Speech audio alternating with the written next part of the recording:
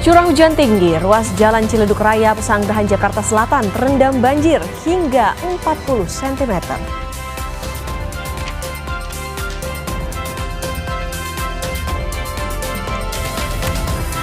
Tujuh rumah di Tanjung Priuk, Jakarta Utara rusak parah akibat tertimpa pohon tumbang dan terhempas hujan disertai angin kencang.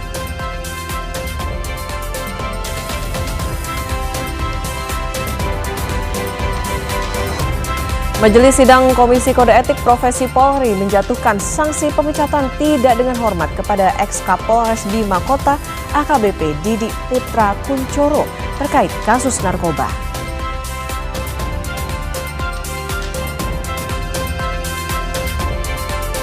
Indonesia resmi mendapat kepercayaan internasional untuk mengisi posisi Wakil Komandan Pasukan Stabilisasi Internasional atau ISF. Penunjukan ini disampaikan militer Amerika Serikat dalam KTT Dewan Perdamaian di Washington DC.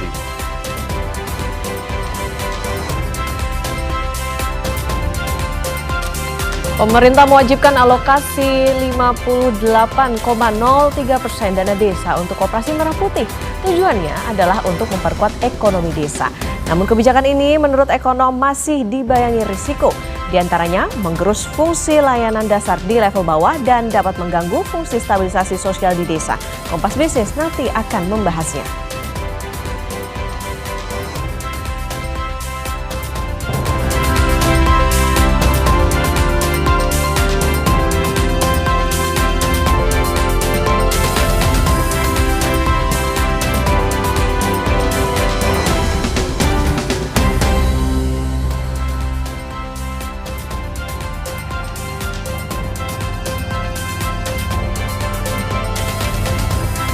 Halo, selamat pagi saudara, apa kabar Anda hari ini? Senang sekali Sapa Indonesia Pagi kembali hadir untuk Anda di hari ini, Jumat 20 Februari 2026.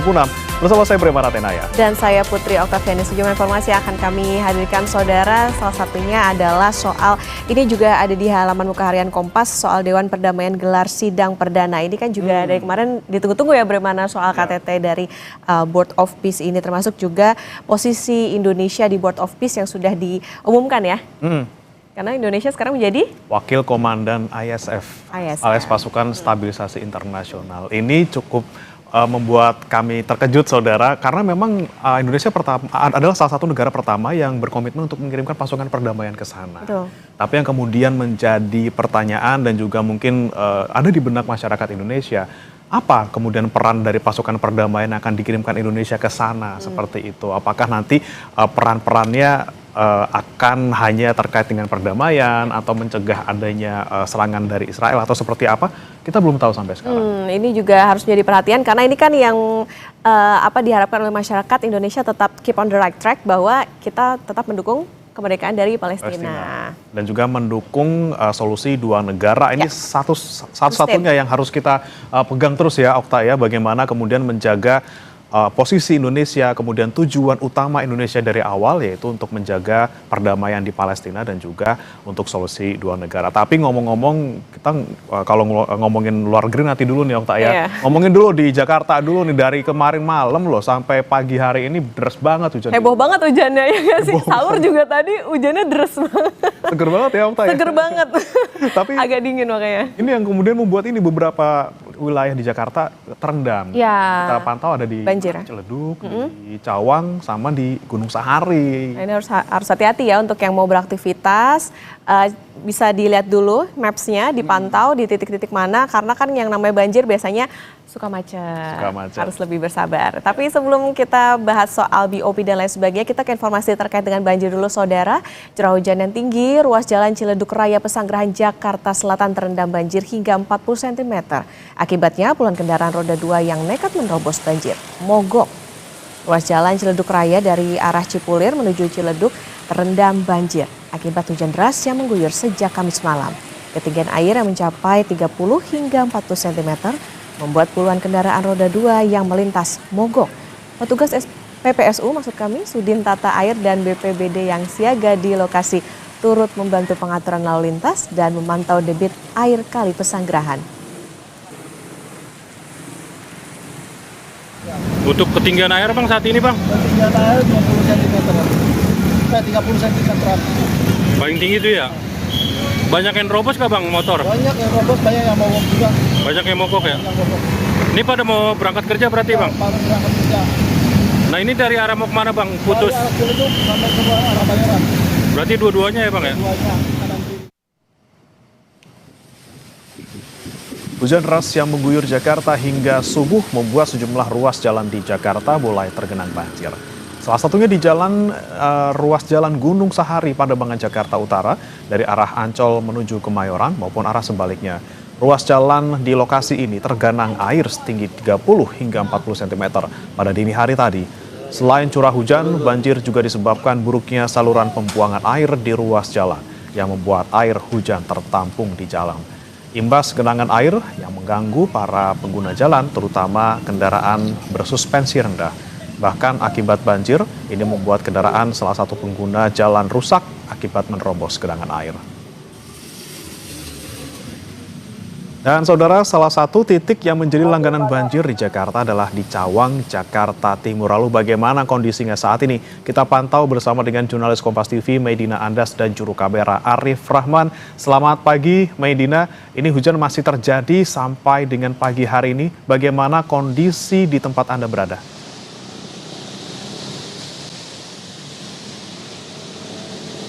Ya, selamat pagi Bremana dan juga saudara. Betul sekali, hingga saat ini hujan dengan intensitas sedang ini memang masih turun tepatnya di Cawang, di daerah Jalan DI Panjaitan tempat saya melaporkan saat ini. Namun memang walaupun hujan turun dengan intensitas sedang dari tadi malam, ini memang terpantau tidak ada banjir untuk saat ini, tidak ada juga kemacetan yang terjadi, tidak ada lonjakan kendaraan maupun persimpangan juga saya lihat ini masih berfungsi dengan baik.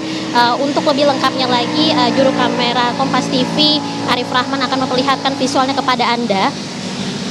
Memang biasanya daerah DI Panjaitan Cawang ini merupakan salah satu titik yang rawan banjir, dikarenakan ini juga daerah Cawang berada di bantaran Sungai Ciliwung dan juga dekat dengan pertemuan dengan Sungai Cipinang, sehingga memang secara historis kawasan ini memang rawan genangan jika terjadi hujan deras. Namun berdasarkan pantauan kami saat ini memang terlihat tidak ada genangan banjir dan juga lalu lintas terpantau ramai lancar.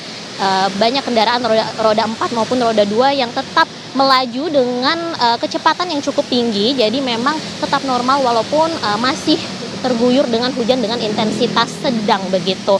Nah, dan juga walaupun informasi yang kami dapatkan memang sempat tadi malam sekitar 21 jam yang lalu ini memang daerah DI Panjaitan ini sempat tergenang oleh banjir dengan ketinggian air sekitar 10 hingga 15 cm. Namun untuk sekarang genangan air tersebut sudah mulai berangsur surut dan sudah tidak ada lagi genangan yang terlihat. Jadi memang untuk masyarakat yang ingin melewati kawasan DI Panjaitan Cawang ini memang masih bisa, dikarenakan juga tidak ada kemacetan ataupun lonjakan kendaraan yang terjadi. Walaupun kalau misalkan kita berbicara mengenai beberapa minggu yang lalu, itu memang sempat terjadi kemacetan yang sangat panjang sampai dengan untuk kepanjangan kemacetannya sendiri ini sekitar 800 meter hingga 1 kilometer.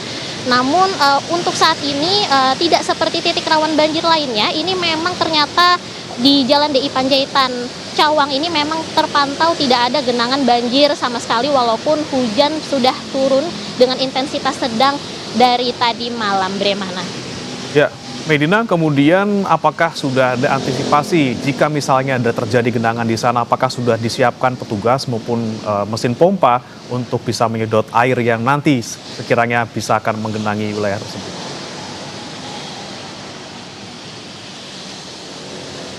Ya, betul sekali Bremana dan juga saudara, hingga saat ini kami masih menunggu konfirmasi dari pihak terkait atau pihak berwenang begitu apakah nantinya akan ada antisipasi pompa ataupun peninjauan di daerah Cawang ini, dikarenakan kalau kita berbicara mengenai sekarang ini memang belum terlihat adanya pompa air karena juga belum dibutuhkan dikarenakan juga ini belum terlihat ada banjir begitu. Namun pastinya tentu kami akan pantau hingga nanti jika terjadinya jika memang ada potensi terjadinya genangan, Bremana.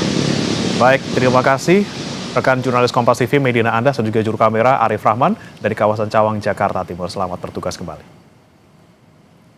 Berikutnya saudara, imbas cuaca buruk yang melanda wilayah Jakarta, 7 rumah warga di Tanjung Priok, Jakarta Utara rusak parah akibat tertimpa pohon tumbang dan terhempas angin kencang. Hujan deras disertai angin yang melanda Jakarta sejak malam hingga dini hari membuat pohon nangka setinggi 7 meter tumbang dan menimpa rumah warga di Jalan Swasembada, Tanjung Priok, Jakarta Utara.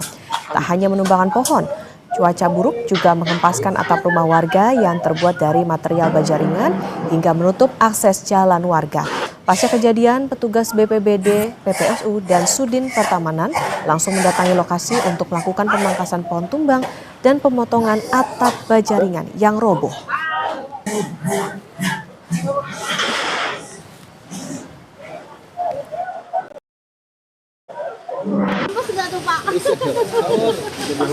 Angin kencang muter di pohon. Nah, tiba-tiba muter naik pohon tuh, pohon itu tumbang. Naik ke atas, jatuh ke bawah. Baru angin pergi, baru kesikat. Ini peristiwa yang sama pohon tumbang dulu atau berbarengan dengan ini nih Bang? Yang pada Pohon dulu, pohon. Oke. Pohon dulu baru berjaringan inilah. Oh, berapa bangunan atau berapa rumah yang terdampak nih Bang? Ada sekitar 7 lah. Ada 7 rumah.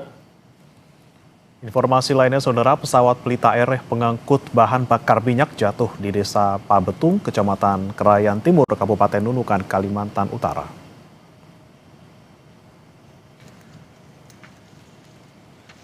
Pesawat terbang dari Bandara Longbawan menuju Tarakan membawa BBM Pertamina. Saat 10 menit mengudara, pukul 12.20 waktu Indonesia Tengah, petugas ATC Tarakan menerima sinyal darurat dari pesawat. Menurut kesaksian warga, pesawat jatuh sekitar jam 12.33 waktu Indonesia Tengah, terbakar hingga mengepulkan asap tebal. Pilot pesawat meninggal dunia akibat insiden tersebut.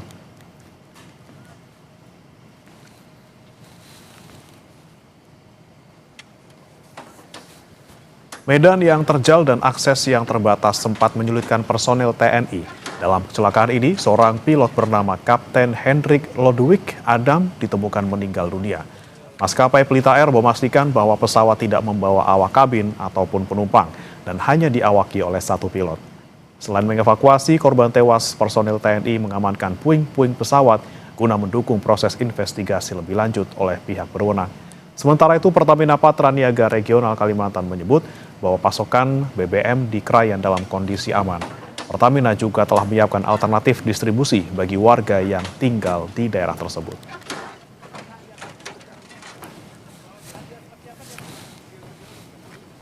Untuk pesawat ini dipiloti oleh 1 orang saja atau diawaki oleh 1 orang. Kemudian kita tim evakuasi langsung bergegas ke sana. Kebetulan memang terbantu dengan adanya jarak yang dekat karena memang baru take off. Kemudian ada sedikit gangguan. Bangkai pesawat untuk korban sudah diamankan, dievakuasi ke rumah sakit Pratama yang memang rumah sakit ini ada di Longbawan. Terkait dengan musibah yang terjadi tadi, pertama kami sampaikan bahwa stok BBM di Krayan pada saat ini aman karena sebelum mengalami musibah tadi sudah dilakukan distribusi dan dilakukan dropping. Kemudian besok masih ada lagi dropping yang dikirim ke Krayan, dan untuk menggantikan posisi pesawat yang mengalami musibah, kami juga sudah menyiapkan alternatif distribusi sebagai mitigasi.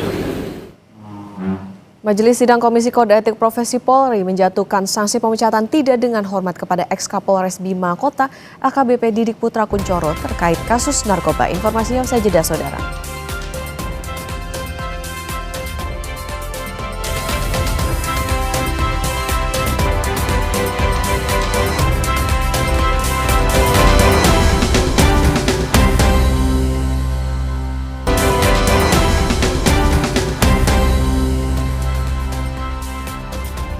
Kembali di Sapa Indonesia Pagi, saudara. Seorang pria tega menggasak uang milik nenek penjual nasi uduk di Bekasi, Jawa Barat. Pelaku datang berpura-pura sebagai pembeli.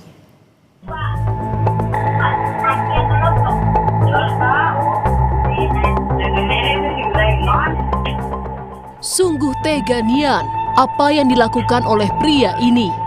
Ia mencuri uang dari seorang nenek tua penjual nasi uduk di Jalan Bulak Tinggi Raya Jatiwarna Pondok Melati, Bekasi, Jawa Barat. Pelaku datang berpura-pura membeli 4 bungkus nasi uduk agar korban sibuk melayani. Saat lengah, pelaku lantas mengambil uang hasil jualan nasi uduk milik korban sebesar Rp700.000 yang disimpan di dalam kaleng.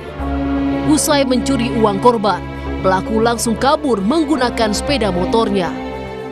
Nah, dia soalnya jarang jajan, terus tadi udah bolak-balik aja.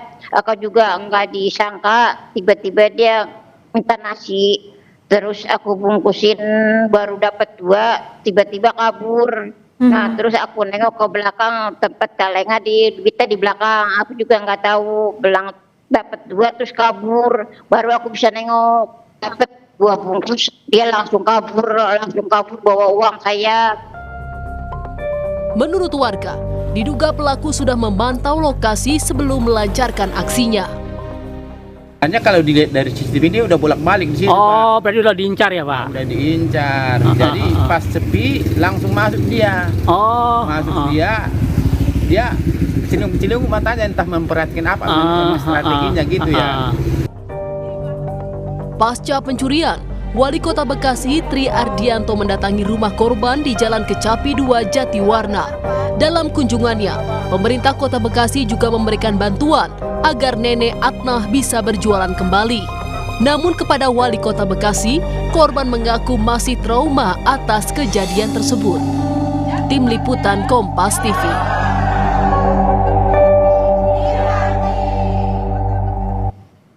Berikutnya, Saudara, Majelis Sidang Komisi Kode Etik Profesi Polri menjatuhkan sanksi pemecatan tidak dengan hormat kepada ex-Kapolres Bima Kota AKBP Didik Putra Kunchoro terkait kasus narkoba. Dalam sidang tertutup, ex-Kapolres Bima Kota itu terbukti bersalah lantaran meminta dan menerima uang dari bandar narkoba di wilayah Bima Kota. Dalam putusannya, AKBP Didik juga dijatuhi sanksi penempatan khusus atau patsus selama 7 hari. Sebelumnya, Didik Putra telah ditetapkan sebagai tersangka peredaran narkoba berdasarkan gelar perkara pada Jumat 13 Februari lalu.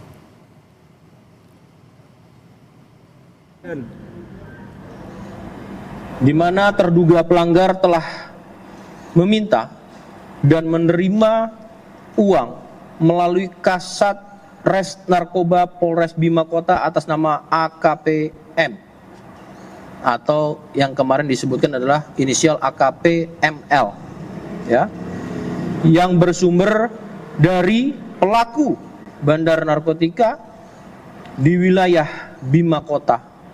Pasal yang diterapkan dan tentunya adalah pasal yang dilanggar oleh terduga pelanggar adalah pertama pada pasal 13 ayat 1 PP nomor 1 tahun 2003 tentang pemberhentian anggota Polri Jonto pasal 5 ayat 1 huruf B Perpol nomor 7 tahun 2002 tentang kode etik profesi dan Komisi Kode Etik Polri yang berbunyi anggota Kepolisian Negara Republik Indonesia dapat diberhentikan tidak dengan hormat dari Dinas Kepolisian Negara Republik Indonesia karena melanggar sumpah atau janji anggota Kepolisian Negara Republik Indonesia. Sebelumnya, Saudara, Kapolres Bima Kota AKBP Didik Putra Kunchoro ditahan di Divisi Propam Polri terkait kasus peredaran narkoba. Ia diduga menerima setoran dari bandar narkoba. Keterlibatan Didik terungkap berkat pengakuan anak buahnya AKPM saat diperiksa dalam kasus narkoba yang menjeratnya. Ketika diperiksa, Didik mengaku mengonsumsi dan memiliki sabu.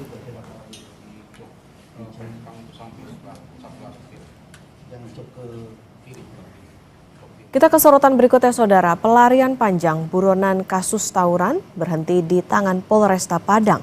Uniknya, penangkapan dilakukan polisi dengan menyamar sebagai pengamen di dalam bus. Tim Klewang Polresta Padang yang dipimpin Aibtu David Riko Dermawan mengintai bus yang di dalamnya ada RG, pelaku kasus tawuran maut yang terjadi di bypass Ketaping, Kota Padang, Sumatera Barat pada September 2025. Polisi pun menyamar sebagai pengamen untuk mendekati RG yang berusia 18 tahun. Layaknya pengamen jalanan, Aibtu David bernyanyi menghibur penumpang sambil berjalan di antara kursi penumpang. Setelah menemukan target di kursi belakang, polisi langsung melakukan penyergapan. Tersangka yang tidak menyadari kehadiran polisi hanya bisa pasrah dan tanpa perlawanan saat diborgol dan digelandang polisi. Kita laporkan untuk Giat jajaran tim Kelewang Polresta Padang hari ini alhamdulillah berhasil mengamankan DPO kasus penganiayaan secara bersama-sama yang menghilangkan nyawa orang lain, yang mana pelaku sempat lari ke Jakarta selama 6 bulan.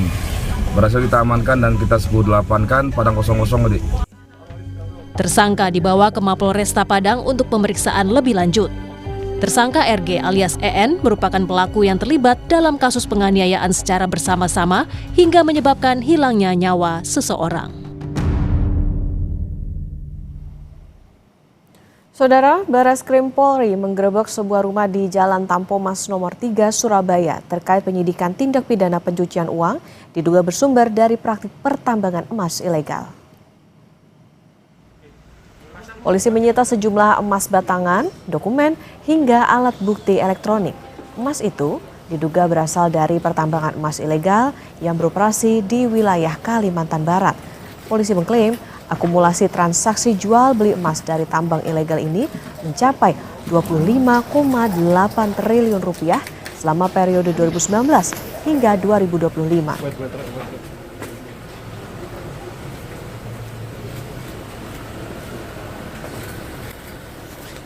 Beberapa barang bukti yang terkait dengan dugaan tindak pidana yang terjadi, yaitu dugaan tindak pidana pencucian uang dari tindak pidana asal terkait dengan secara bersama-sama yang menampung, mengolah, memurnikan, mengangkut dan menjual emas yang berasal dari pertambangan ilegal.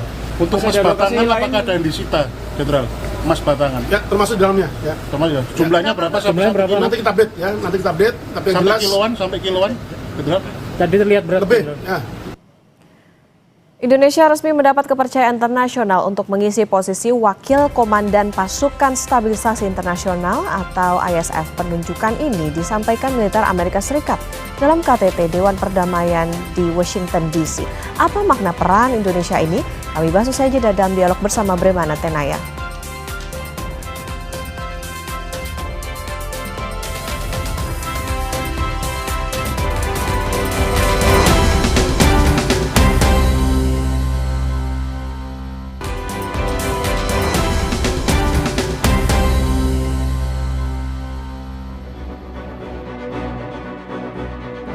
Indonesia resmi mendapat kepercayaan internasional untuk mengisi posisi Wakil Komandan Pasukan Stabilisasi Internasional atau ISF. Penunjukan ini disampaikan langsung pihak militer Amerika Serikat dalam KTT Dewan Perdamaian di Washington DC. Posisi strategis Indonesia ini dalam struktur komando misi perdamaian internasional secara resmi diumumkan oleh Mayor Jenderal Amerika Serikat Jasper Jeffers. Indonesia menjadi satu dari 5 negara pertama yang berkomitmen menerjunkan pasukan militer untuk menjaga stabilitas jangka panjang di kawasan konflik Gaza. 5 countries have committed troops to serve in the ISF: Indonesia, Morocco, Kazakhstan, Kosovo, and Albania. And 2 countries have committed to train police: Egypt and Jordan. I would also like to announce that I have offered and Indonesia has accepted the position of Deputy Commander for the ISF. With these first steps, we will help bring the security that Gaza needs for a future of prosperity and enduring peace. Thank you. Merespon penunjukan Indonesia jadi Wakil Komandan ISF, Presiden Prabowo Subianto menyatakan kesiapannya dan akan melakukan seleksi ketat untuk mengisi jabatan Deputy Commander atau Wakil Komandan tersebut. Presiden bertekad mencari sosok perwira TNI yang memiliki rekam jejak bagus dan kapabilitas tinggi guna memastikan misi stabilisasi berjalan sukses. Iya, mereka minta kita jadi Deputy Commander. Ya. Strateginya Pak? Seperti apa, Pak? Hah? Strateginya Pak? Strategi? Maksudnya strategi apa? Ketika dipilih menjadi Wakil Komander ini seperti apa? Iya dipilih ya kita cari yang bagus ya. Oke, terima kasih. Sebelumnya, Presiden Prabowo Subianto berpidato di KTT Board of Peace meneguhkan komitmen Indonesia sebagai bagian dalam Board of Peace untuk menciptakan perdamaian di Gaza sesuai rencana 20 poin Trump. President Trump, distinguished delegates, Indonesia, from the first day that we studied President Trump's 20-point plan, we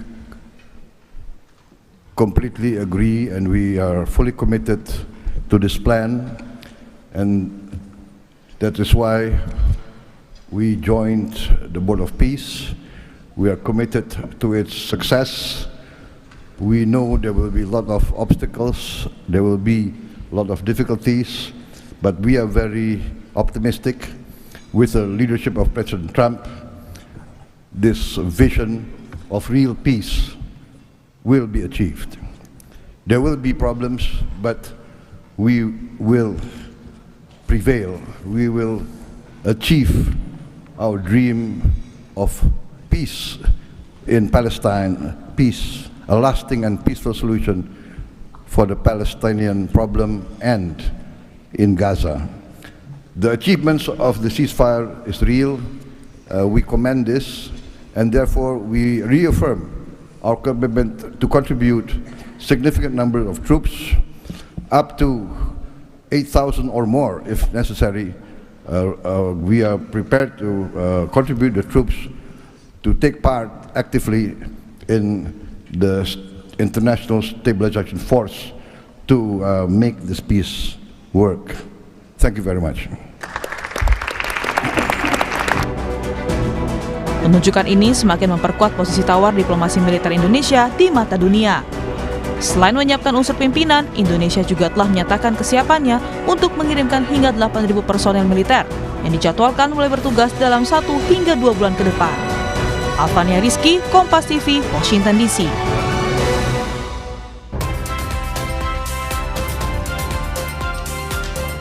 Hasil rapat perdana Board of Peace atau Dewan Perdamaian menyatakan Indonesia ditunjuk menjadi wakil komandan pasukan stabilisasi internasional atau ISF yang baru dibentuk di Gaza.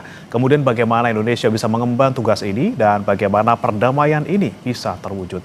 Kita akan bahas bersama dengan sejumlah narasumber yang akan bergabung, saudara, di sambungan daring. Yang sudah bergabung bersama kami ada dosen hubungan internasional Presiden University, Teguh Reza Syah. Selamat pagi, Pak Teguh. Selamat pagi, salam dari Presiden University. Ya, dan nanti akan bergabung juga saudara Herman Khairon, Sekjen Partai Demokrat. Tapi sebelum ke Kang Hero yang belum bergabung, kita ke Pak Teguh terlebih dahulu. Pak Teguh, seperti apa kemudian respons Anda melihat Indonesia kemudian ditunjuk di posisi yang strategis ini sebagai wakil komandan dari ISF? Saya pikir penunjukan pada perwira tinggi Indonesia itu sangat wajar ya. Karena reputasi Indonesia yang sudah mengglobal, kita sudah terlibat dalam banyak sekali misi-misi peacekeeping operation di seluruh dunia dari tahun 50-an sampai hari ini. Dan kualitas peacekeeping operation Indonesia itu luar biasa. Mereka sangat terlatih, sudah dilatih lama di Sentul. Kemudian mereka juga sangat memahami hukum internasional. Mereka sangat memahami budaya lokal dan mereka mampu berinteraksi secara lintas budaya. Dan yang uniknya adalah kalau mereka itu didatangkan pada suatu wilayah, itu sudah ditunggu-tunggu oleh masyarakat di situ. Karena masyarakat biasanya sadar bahwa prajurit-prajurit Indonesia itu adalah santun. Santun, kemudian menghargai budaya lokal, dan biasanya kalau terjadi rotasi atas anak-anak kita tersebut, biasanya masyarakat setempat itu menangis karena mereka minta agar didatangkan lagi dari Indonesia. Dan uniknya, kalau terjadi berbagai peristiwa yang melibatkan masyarakat lokal, biasanya mereka minta boleh bantuan pada PBB selama ini ya, tapi khusus di operator di lapangannya orang Indonesia. Karena mereka tahu orang Indonesia itu bersikap adil, orang Indonesia itu bersikap santun dan menghargai masyarakat. Jadi ini adalah hal yang lumrah terjadi. Saya tidak terkejut ketika Donald Trump mengatakan akan meminta atau Indonesia untuk mengirimkan seorang wakil dari ISF. Dan Pak Presiden Prabowo Subianto sudah mengatakan saat ini sedang memilih dan selanjutnya akan menunjuk, dan hal ini tidak sulit karena saya perhatikan kaderisasi di TNI itu sudah berjalan berdasarkan prinsip-prinsip meritokrasi. Jadi mereka naik ke atas itu dengan proses berjenjang, kemudian mereka juga sudah mengikuti pendidikan pelatihan yang sangat bagus di level sekolah staf dan komando, Angkatan Darat, Angkatan Laut, dan Angkatan Udara, dan selanjutnya masuk ke level Sesko TNI. Nanti dari situ akan naik lagi ke level Lemhanas. Dan saya yakin dan percaya bahwa siapapun yang dipilih oleh Presiden nanti untuk menjabat sebagai wakil komandan di Gaza nanti itu akan mampu bertugas dengan baik. Cuman kita hendaknya memahami bahwa International Stabilization Force ini sangat unik ya. Mereka menjalankan fungsi-fungsi tertentu seperti misalnya security and law enforcement. Jadi untuk itu pejabat Indonesia nantinya harus benar-benar memahami bahwa kalau berbicara security dan law enforcement itu akan melibatkan Hamas, itu akan melibatkan pengamanan di perbatasan, kemudian juga akan terlibat dalam pelatihan angkatan kepolisian dari masyarakat yang ada di situ. Kemudian juga aparatur Indonesia nanti akan terlibat juga dalam kegiatan demilitarization. Dalam hal ini mereka akan mengamati bagaimana terjadinya decommissioning. Jadi dalam hal ini adalah identifikasi dari persenjataan, dan juga senjata itu hendaknya diproses sehingga tidak terkesan bahwa Indonesia dan juga kontingen ISF itu berlaku tidak adil. Karena tidak mustahil akan ada juga masyarakat yang memiliki senjata, dan juga tidak mustahil juga ada orang-orang Israel di situ yang memiliki senjata.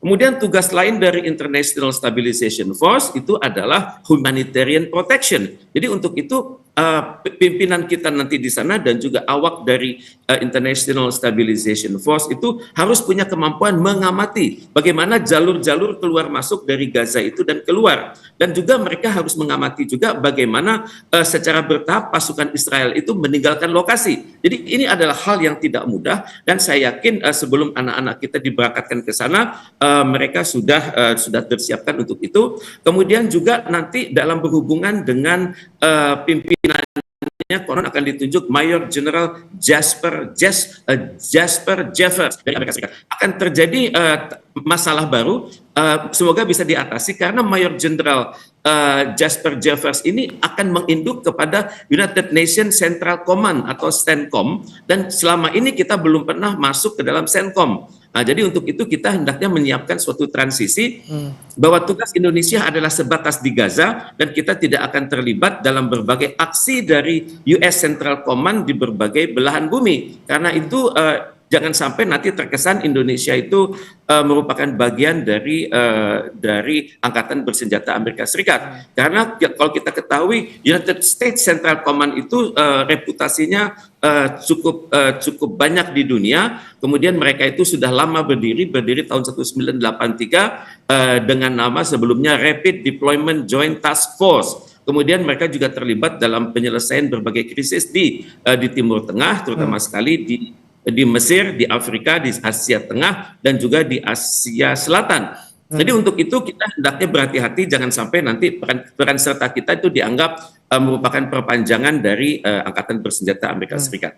Nah itu dia Pak Teguh yang kita khawatirkan, memang khawatirnya kita jadi perpanjangan tangan dari Amerika Serikat maupun misalnya sekutu dekatnya Israel. Nah kemudian bagaimana kita bisa memastikan peranan kita di pasukan perdamaian ini untuk bisa menjaga security dan juga law enforcement ini, kalau kata Kemlu kan sebelumnya tidak akan masuk ke ranah pertempuran maupun juga pelucutan senjata Hamas. Bagaimana kita bisa memastikan kita tidak terlibat di situ, Pak? Disinilah perlunya dan juga pentingnya Indonesia berada di Board of Peace itu sejak dini. Karena dengan kita berada sejak dini, kita bisa membangun kerangka pikir, kerangka job description, kerangka job specification dari Stabilization Force ini, dan juga terutama sekali bagaimana hubungan antara seorang komandan dan wakil komandan. Dan karena komandannya adalah berpangkat bintang 2, tentunya kita juga harus menunjuk seseorang dengan pangkat bintang 2 tapi juga junior misalnya ya.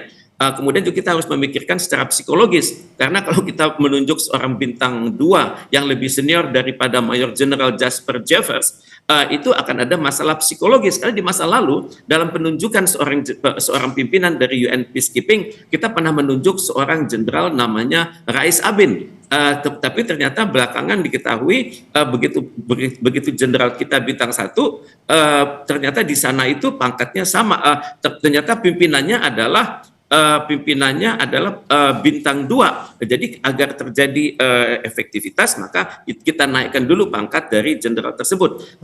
Kemudian kita juga pernah punya pengalaman dengan Jenderal Hasnan Habib yang menangani hal-hal ini, dan biasanya kalau pimpinan dari Indonesia yang bertugas di sana itu urusan-urusan kepangkatan itu sudah beres di sana. Kemudian urusan pengetahuan atas struktur organisasi itu juga sudah jelas. Kemudian juga aturan-aturan dalam berhubungan dengan tokoh Amerika Serikat ini, dan juga bagaimana cara tidak berhubungan nanti dengan Senkom, karena jangan sampai nanti kan nggak lucu jenderal kita hormatnya kepada Panglima dari Senkom itu bintang 4 dari Amerika Serikat, dari Angkatan Laut bintang 4 ya. Jadi tentunya hal-hal yang pakai seperti ini hendaknya kita perhatikan. Jadi saya pikir seorang jenderal dari Indonesia cukup menjalankan fungsi-fungsi wakil, kemudian tapi memiliki kemampuan berinteraksi dengan Amerika Serikat, dan untuk itu kan saya pikir tadi Pak Presiden mengatakan akan dipilih. Tentunya tidak sulit memilih, karena selama ini saya perhatikan jenderal-jenderal di Indonesia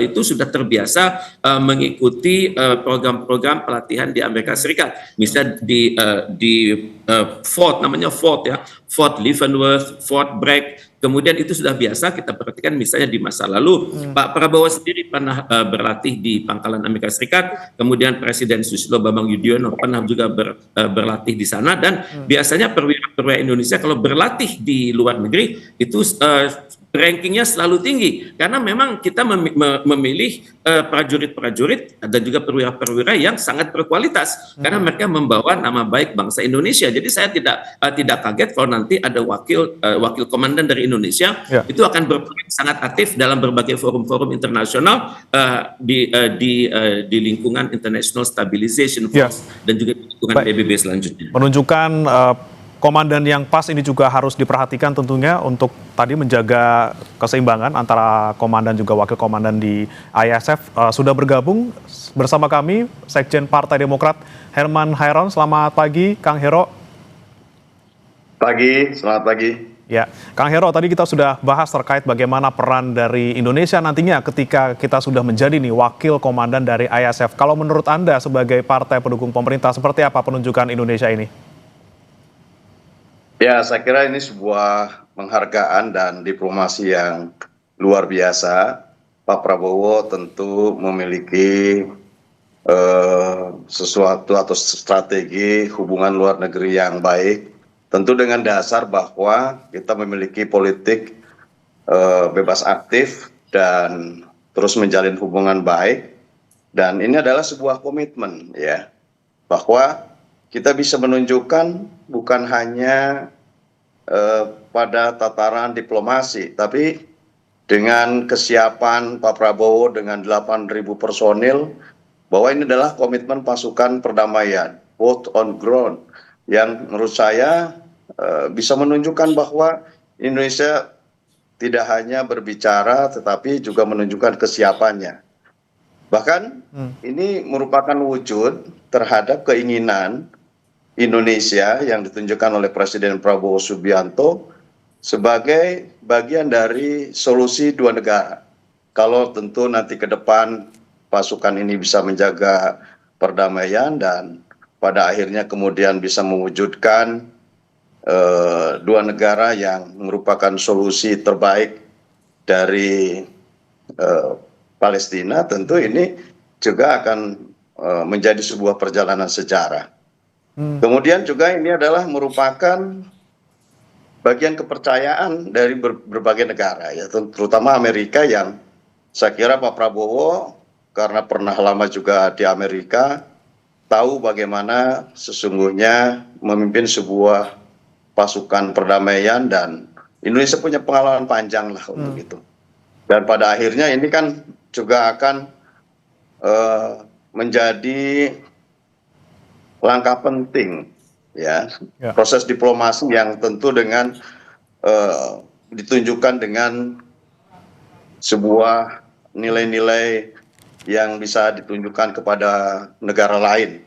Dan ini akan menurut saya akan menjadi kekuatan penting Indonesia ke depan. Ya, oke. Kang Hero, ini yang jadi pertanyaan kami juga. Ini kan Kementerian Luar Negeri dari tanggal 15 Februari sudah menegaskan bahwa Indonesia tidak akan pernah terlibat dalam pertempuran maupun juga demilitarisasi Hamas seperti itu. Tapi dengan peran Indonesia sekarang sebagai wakil komandan dari ISF, kemudian bagaimana kita bisa tidak terlibat kalau kita saja sudah jadi wakil komandannya seperti itu? Ya kan ini kan sudah satu board ya. Artinya kan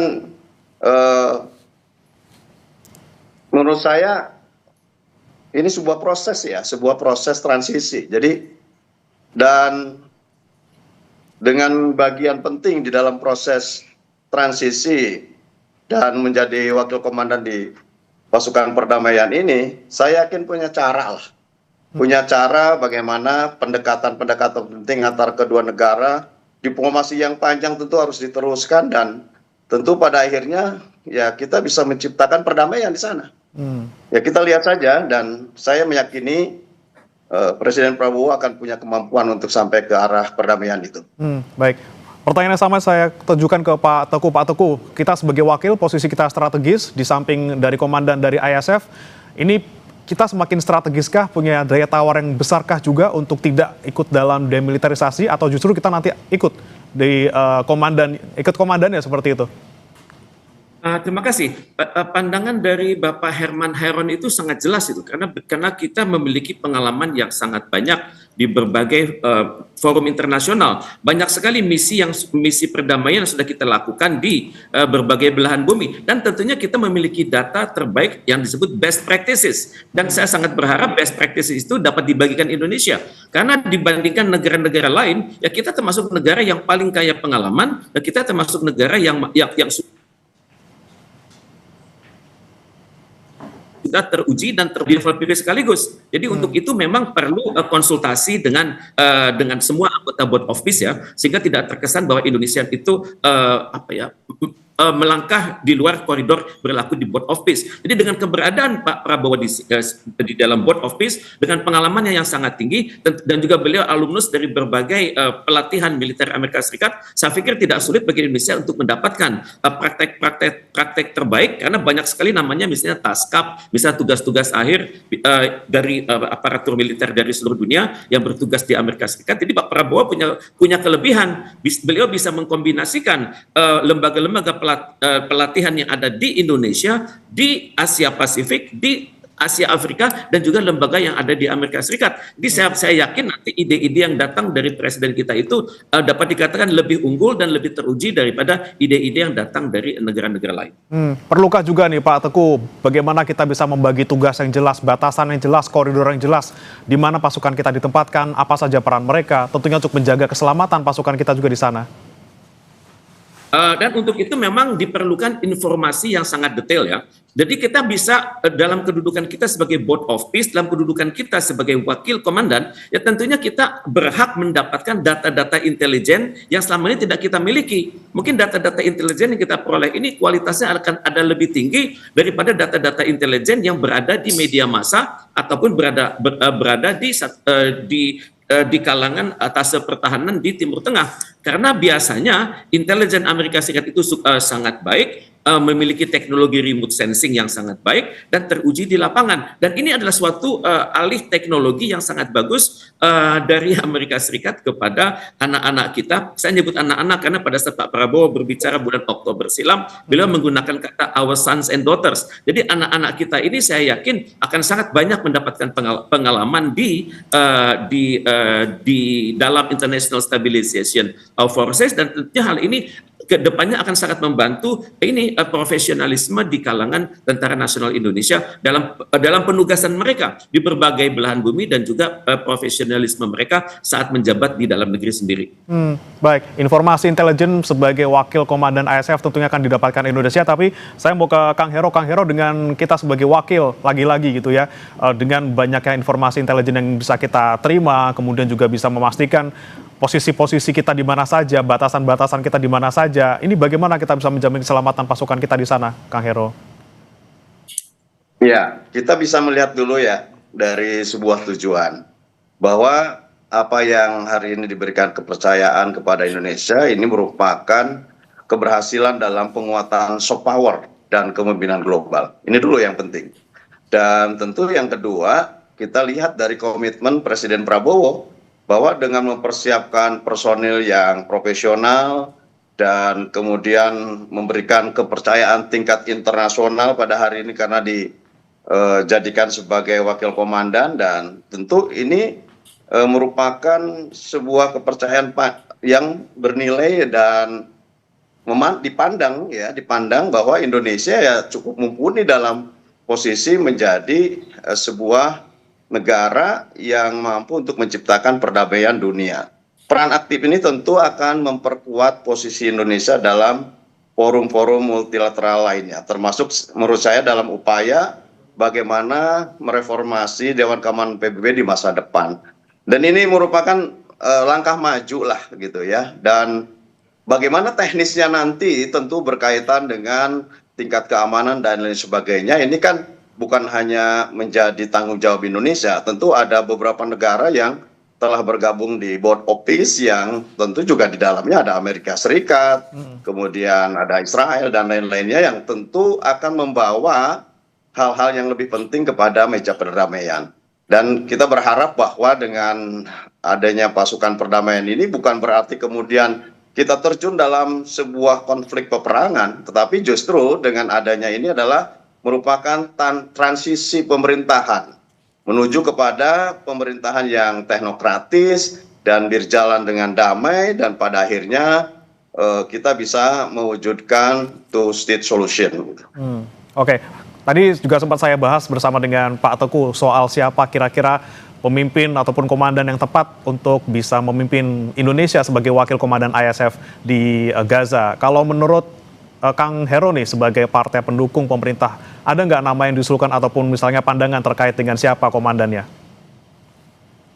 Saya kira banyak pilihan ya, dan tentu kalau melihat dari perjalanan sejarah, Pak SBY sendiri pernah menjadi komandan pasukan perdamaian di beberapa negara yang saya kira dari pengalaman-pengalaman panjang kemudian bisa didiskusikan dengan Pak Prabowo yang juga punya pengalaman panjang di dalam dunia militer dan bisa menilai sesungguhnya siapa.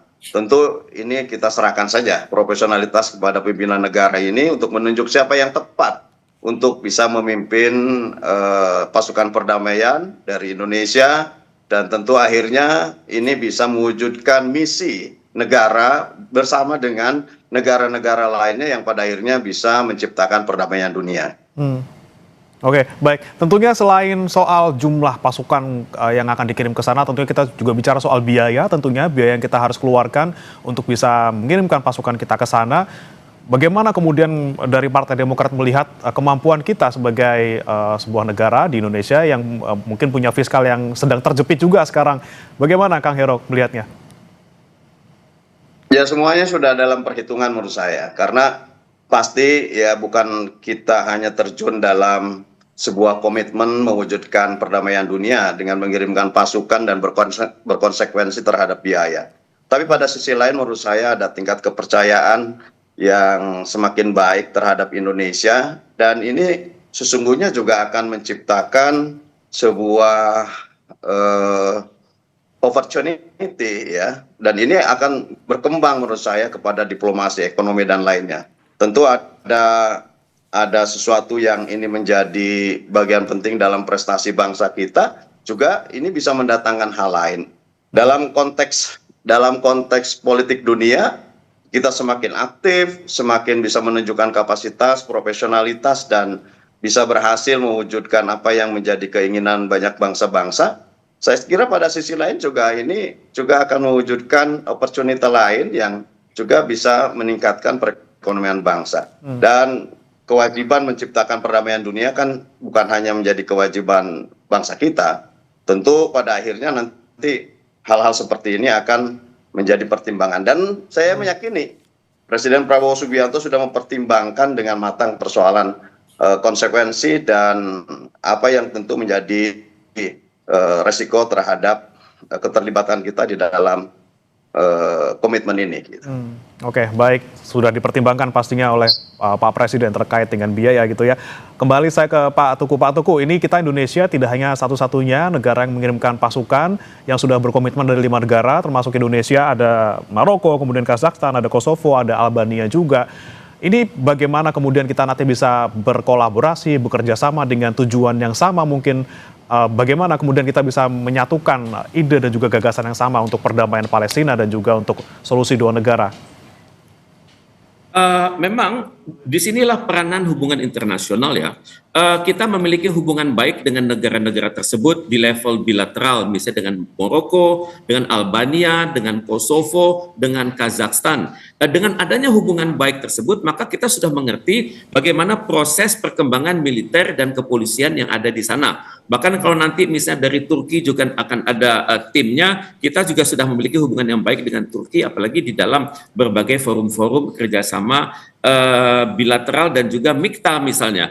Kemudian juga kita juga sadar bahwa untuk itu diperlukan memang seleksi anak-anak kita yang nanti masuk ke dalam stabilization force itu yang benar-benar siap pakai gitu, yang sudah bukan hanya terlatih dengan baik, tapi juga sudah mengikuti seleksi psikologi sebelum mereka berangkat. Dan ini juga hal-hal yang juga harus pikirkan. Kemudian juga bagi para operator Indonesia nanti yang levelnya lebih senior, tentunya kan mereka sudah harus mengerti sehingga tidak perlu belajar lagi gitu, karena pelatihan di Sentul itu sudah sangat bagus. Jadi nanti mereka sudah mengerti bagaimana yang namanya transisi pemerintahan, kemudian bagaimana prosedur bekerja secara damai, dan juga mereka sudah siap dari segi profesionalisme. Mereka sudah terlatih secara meritokrasi, dan juga mereka sudah juga memenuhi kriteria kapabilitas dan akseptabilitas. Jadi ini yang harus kita yakinkan pada diri kita sendiri, bahwa anak-anak kita yang berangkat nanti itu sudah siap pakai, sudah siap berinteraksi secara lintas kelembagaan, dan juga taat pada hukum internasional, dan benar-benar mampu menerapkan nilai-nilai luhur Pancasila di lingkungan yang baru tersebut. Karena lingkungan baru tersebut tidak aman-aman saja, itu kita berhadapan di satu lingkungan di mana masyarakatnya, satu keluarga itu pasti ada beberapa orang yang sudah meninggal, pasti ada mereka yang menyaksikan bagaimana anak kecil itu meninggal, mereka sudah melihat juga bagaimana bom itu bekerja.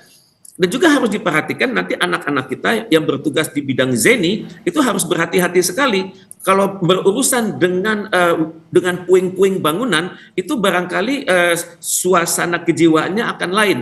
Kemudian juga di bekas-bekas wilayah yang sudah dibom tersebut, tidak mustahil itu masih ada bom yang bekerja. Kemudian juga tidak mustahil masih ada sisa-sisa kimia yang sangat berbahaya. Jadi untuk itu mohon Indonesia benar-benar mempersiapkan tim Indonesia sehingga benar-benar siap datang ke sana dan siap bertugas dan siap untuk berprestasi. Dan untuk itu saya berharap ini merupakan suatu lahan buat diplomasi publik Indonesia di level internasional. Karena belum pernah kejadian kita datang kepada suatu misi yang luar biasa ini, dan yang masih banyak dipertanyakan oleh kalangan PBB sekaligus.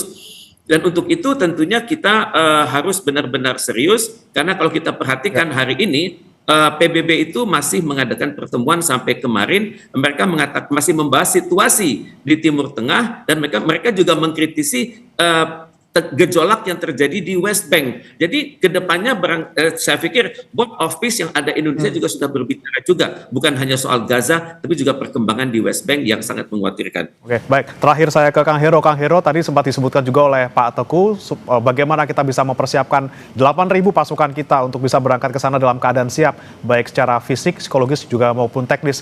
Masukan Anda untuk pemerintah? Ya.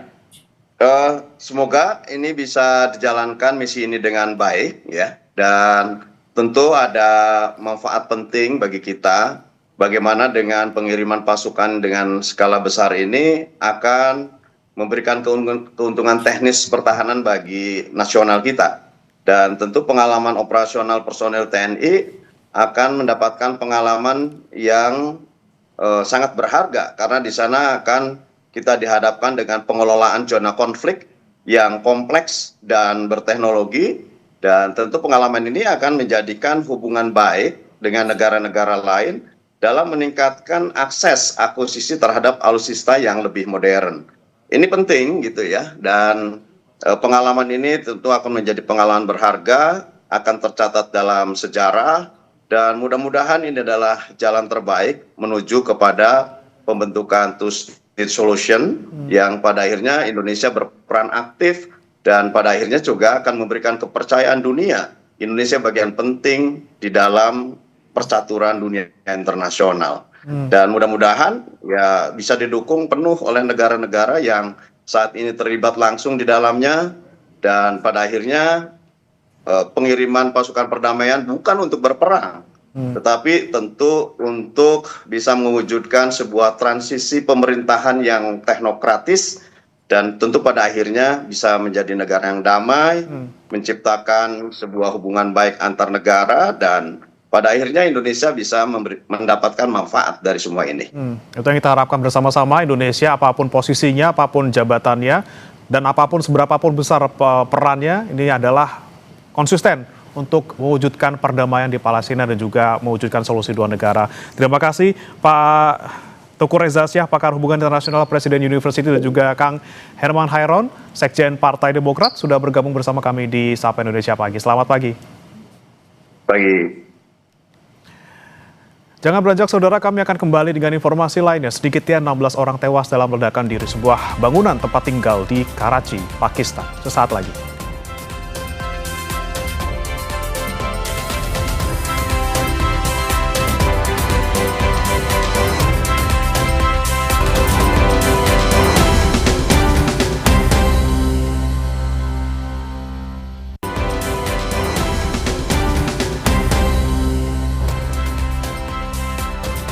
Kembali di Sapa Indonesia Pagi, saudara, sedikitnya 16 orang tewas termasuk anak-anak dan perempuan dalam ledakan di sebuah bangunan tempat tinggal di Karachi, Pakistan.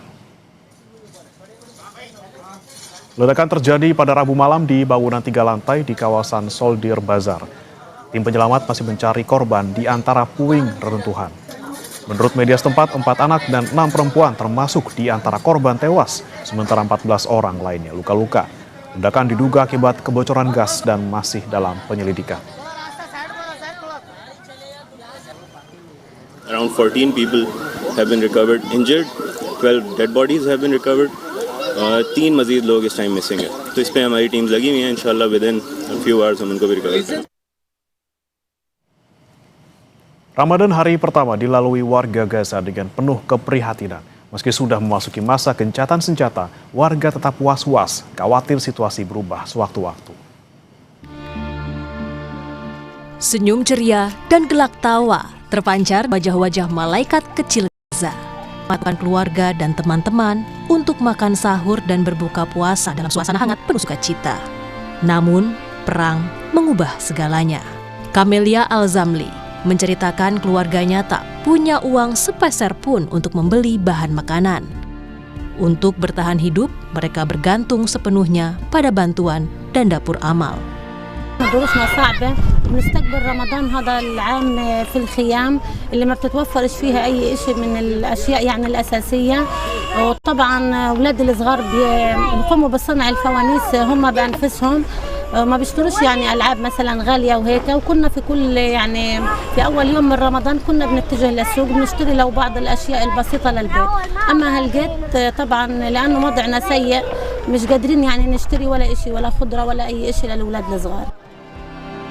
Bahkan Camelia bergabung dengan ratusan orang berdesakan untuk mendapatkan makanan di dapur amal. Perang Israel-Hamas mengubah hidup keluarga kecil ini secara drastis. Meski gencatan senjata, Israel masih menggempur Gaza.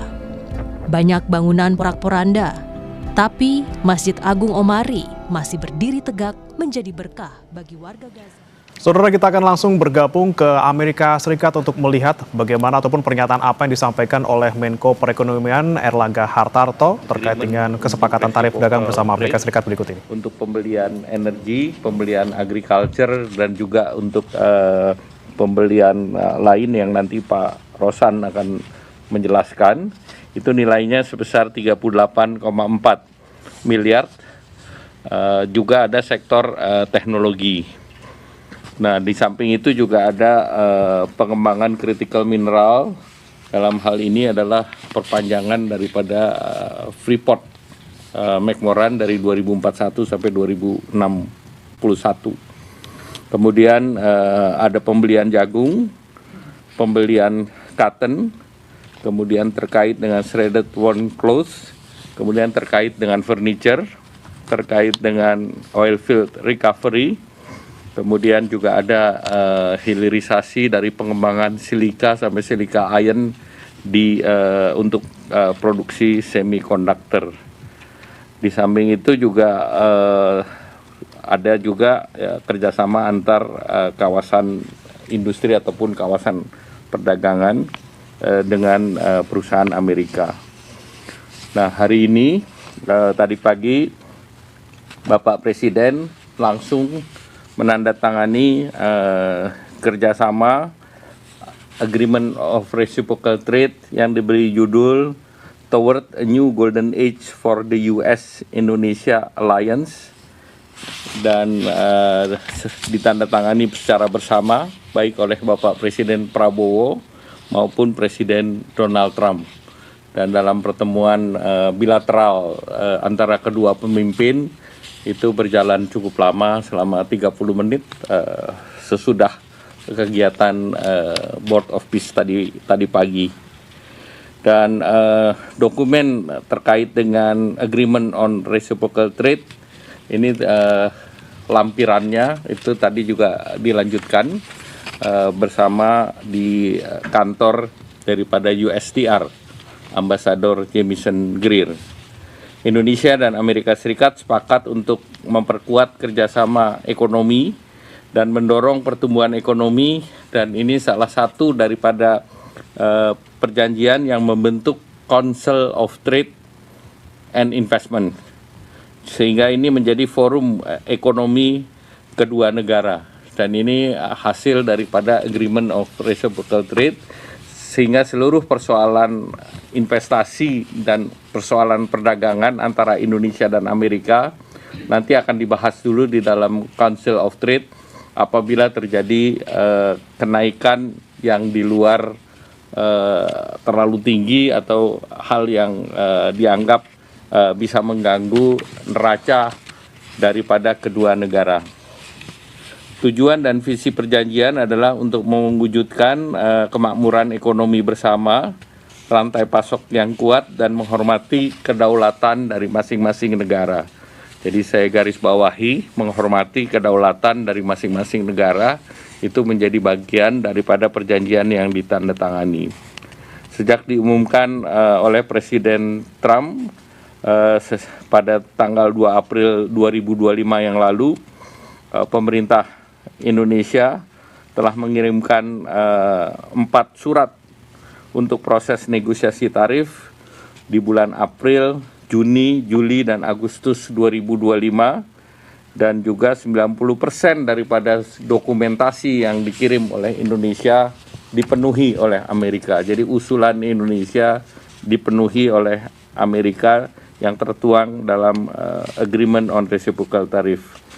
Dan dalam periode tersebut Indonesia mengunjungi Washington DC 4 kali, kemudian 7 kali putaran perundingan, dan lebih dari 9 kali pembahasan in person maupun virtual dengan USTR atau Duta Besar Jamieson Greer.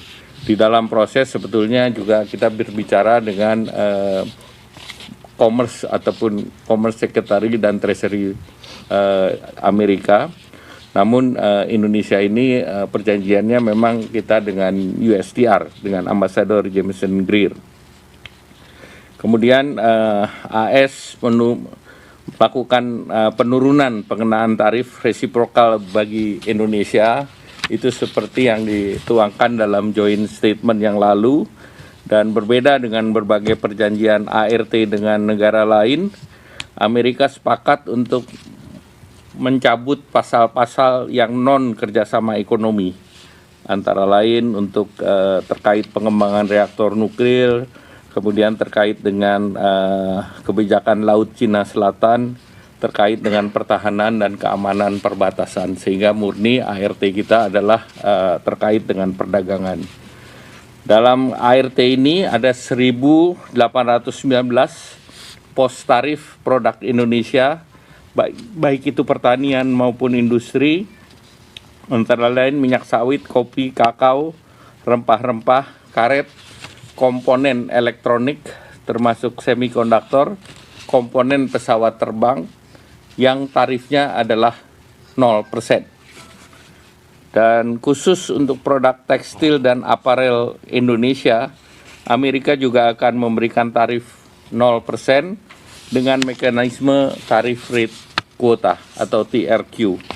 Dan tentunya ini memberikan manfaat bagi 4 juta pekerja di sektor ini, dan kalau kita hitung dengan keluarga ini sangat berpengaruh terhadap 20 juta masyarakat Indonesia. Indonesia juga komitmen untuk memberikan fasilitas untuk produk Amerika dengan tarif 0, karena utamanya Indonesia mengimpor produk pertanian, wheat, kemudian juga soybean, sehingga masyarakat Indonesia membayar 0% untuk barang yang diproduksi dari soybean ataupun wheat, dalam hal ini noodle ataupun dalam bentuk tahu dan tempe. Jadi masyarakat kita tidak dikenakan beban tambahan biaya untuk bahan baku yang kita import dari Amerika Serikat. Kemudian dia sesuai dengan posisi di dalam forum WTO, kedua belah negara sepakat untuk tidak mengenakan bea masuk transaksi ekonomi elektronik, dan ini juga kita berikan kepada Eropa, jadi bukan Amerika saja. Dan ini yang mendorong nanti untuk adanya moratorium dalam forum ministerial conference di WTO.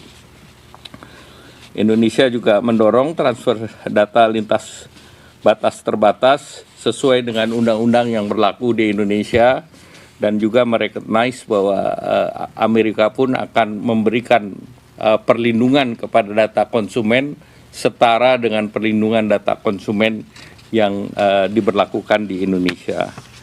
Indonesia juga akan menerapkan strategic trade management, terutama untuk perdagangan, agar perdagangan aman dan tidak digunakan untuk fungsi-fungsi di luar fungsi yang diperlukan untuk perdamaian. Kemudian juga Indonesia akan memberikan kemudahan untuk perizinan import dan juga standarisasi barang, baik itu industri maupun pertanian asal Amerika. Nah, Indonesia juga komitmen untuk mengurangi hambatan tarif dan non-tarif, dan juga memberikan kepastian terutama di sektor ICT, kesehatan, dan farmasi. Perjanjian ini akan berlaku 90 hari setelah proses hukum diselesaikan kedua belah pihak, baik itu di Indonesia dengan konsultasi dengan DPR maupun di Amerika dengan proses internalnya. Dan juga di dalam perjanjian ini juga diatur bahwa kedua belah pihak dapat mengubah perjanjian dengan kesepakatan kedua belah pihak secara tertulis, dan juga ada ruang untuk perbedaan tarif, apakah itu lebih rendah dengan tadi dibahas di dalam Council of Board yang akan dibentuk. Dan selanjutnya tentu kami dari pemerintah akan segera menyampaikan kepada DPR RI terkait dengan undang-undang ini, dan juga dalam perjanjian ini tujuannya juga untuk mencapai Indonesia Emas, sehingga perjanjian ini juga disebut sebagai New Golden Age bagi Indonesia maupun Amerika Serikat itu sendiri. Selanjutnya kami mohon Pak Menteri Investasi untuk menambahkan. Terima kasih Pak Menko. Pada teman-teman media yang terhormat, ya memang pada kesempatan ini dari kesepakatan antara agreement reciprocal tarif ini ada beberapa kegiatan yang memang menyangkut di Kementerian Investasi maupun di Danantara, karena ada beberapa kesepakatan, di antaranya adalah rencana pembelian 50 pesawat oleh Boeing yang nantinya kita akan bicarakan dengan Boeing, walaupun sebenarnya sudah ada pembicaraan awal dengan pihak Boeing, dan ini akan kita lanjutkan, dan juga ada kesepakatan untuk melakukan impor gas dan crude oil nilainya 15 miliar dolar per tahunnya, dan juga adanya rencana untuk lebih meningkatkan kerjasama di bidang ekonomi, terutama dalam hal ini di bidang investasi, dan kita juga sudah memulai pembicaraan adanya beberapa kemungkinan investasi on the pipeline yang menyangkut di beberapa bidang, baik itu di bidang oil and gas maupun di bidang-bidang lainnya. Nah, mungkin itu yang menyangkut dua hal yang memang implementasinya berada di dalam Danantara, ruang lingkup Danantara sebetulnya. Mungkin itu dua hal itu Pak Menko ya. Terima kasih. Yang sudah terjawab. Terima kasih. Dari Pak Dubes, ada yang ingin ditambahkan? Silakan. Terima kasih Pak Menko, Bapak sekalian dari media. Tentunya tugas dari perwakilan Indonesia di Amerika Serikat adalah mengimplementasikan agreement on trade, kesepakatan trade ini yang sudah ditandatangani tadi pagi. Jadi implementasi ini tadi kami garis bawahi saja. Perwakilan kita, misalnya KBRI di Washington DC sebagai pusatnya. Kemudian untuk tadi pengembangan pertambangan misalnya dengan Freeport itu Arizona, akan digalang dari Konsul Jenderal RI kita di Los Angeles. Kerjasama berkaitan dengan teknologi digital. Itu ada Silicon Valley, antara lain itu di Washington State, di Seattle, akan dikelola dari Konsul Jenderal RI kita di San Francisco. Sedangkan kaitannya dengan tadi bahan pangan seperti kedelai dan juga gandum di wilayah daerah Midwest Amerika Serikat, itu akan dikoordinasikan di bawah Konsul Jenderal RI kita di Chicago. Untuk kegiatan oil and gas tadi tentunya ini ada tugas dari konsulat jenderal kita di Houston. Sedangkan untuk konsul jenderal kita di New York itu nanti akan bertugas untuk menggalang kegiatan perdagangan, juga keuangan serta investasi. Saya kira itulah hal-hal kesiapan dari perwakilan RI kita di Amerika Serikat untuk mengimplementasikan agreement yang sudah ditandatangani tadi pagi. Terima kasih Pak Menko. Ya. Mungkin ada satu tambahan, memang kemarin juga sudah ditandatangani kesepakatan MOU antara Freeport dan juga pemerintah Indonesia. Dalam hal ini kami mewakili atas mandat yang diberikan kepada kami, sehingga pihak Freeport bisa meningkatkan investasinya kurang lebih dalam 20 tahun ke depan, nilainya itu 20 miliar dolar, dan ini juga akan memberikan dampak yang positif kepada baik dari segi penerimaan pajak dan yang lain-lainnya. Oleh sebab itu ini tentunya akan ditindaklanjuti sehingga akan menjadi definitive agreement dalam waktu yang tidak lama. Terima kasih. Terima kasih. Saya juga ingin menambahkan bahwa perjanjian ART ini yang tadi ditandatangani oleh kedua pemimpin negara ini menunjukkan bahwa dekatnya hubungan antara Bapak Presiden Prabowo dengan Bapak Presiden Trump, dan tadi dalam pembukaan acara BOP juga disebut hal yang mengapresiasi Pak Presiden Prabowo, sehingga dengan kedekatan kedua negara ini perjanjian ART menjadi satu level, dan juga perjanjian ART ini tidak murni ART trade tetapi juga investasi. Banyak negara juga yang perjanjian ini tidak ditandatangani oleh kepala negara tetapi di level menteri. Nah, jadi khusus baru saja kita simak tadi adalah pernyataan dari Menteri Koordinator Bidang Perekonomian Erlangga Hartarto terkait dengan perjanjian resiprokal perdagangan antara Amerika Serikat dan juga Indonesia, di mana ada sejumlah kesepakatan terkait dengan kerjasama ekonomi dan juga pertumbuhan ekonomi, dan juga tadi sempat disebutkan terkait dengan tarif resiprokal untuk beberapa komoditas yang disepakati sebesar 0%. Jangan beranjak saudara, Sapa Indonesia Pagi masih akan kembali usai jeda berikut.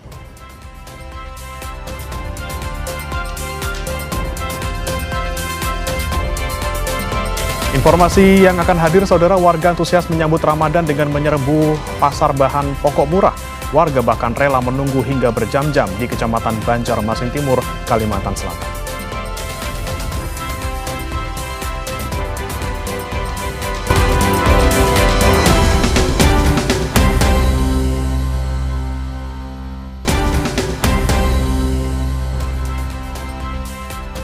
Terima kasih saudara, Anda masih bersama kami di Sapa Indonesia Pagi. Memasuki bulan suci Ramadan, pemerintah Kota Palembang menggelar kegiatan pasar murah. Masyarakat pun rela antre demi mendapatkan beras dan minyak dengan harga murah. Pemerintah Kota Palembang kembali menggelar pasar murah menyambut bulan suci Ramadan. Kegiatan pasar murah ini dipusatkan di kawasan Kecamatan Ilir Timur 1, Kota Palembang. Di pasar murah ini, saudara, masyarakat bisa membeli paket sembako seharga Rp57.000 yang berisi beras 5 kg, minyak goreng 2 liter, dan daging sapi premium 1 kg. Masyarakat berharap kegiatan pasar murah ini rutin digelar selama Ramadan demi menjaga stabilitas harga.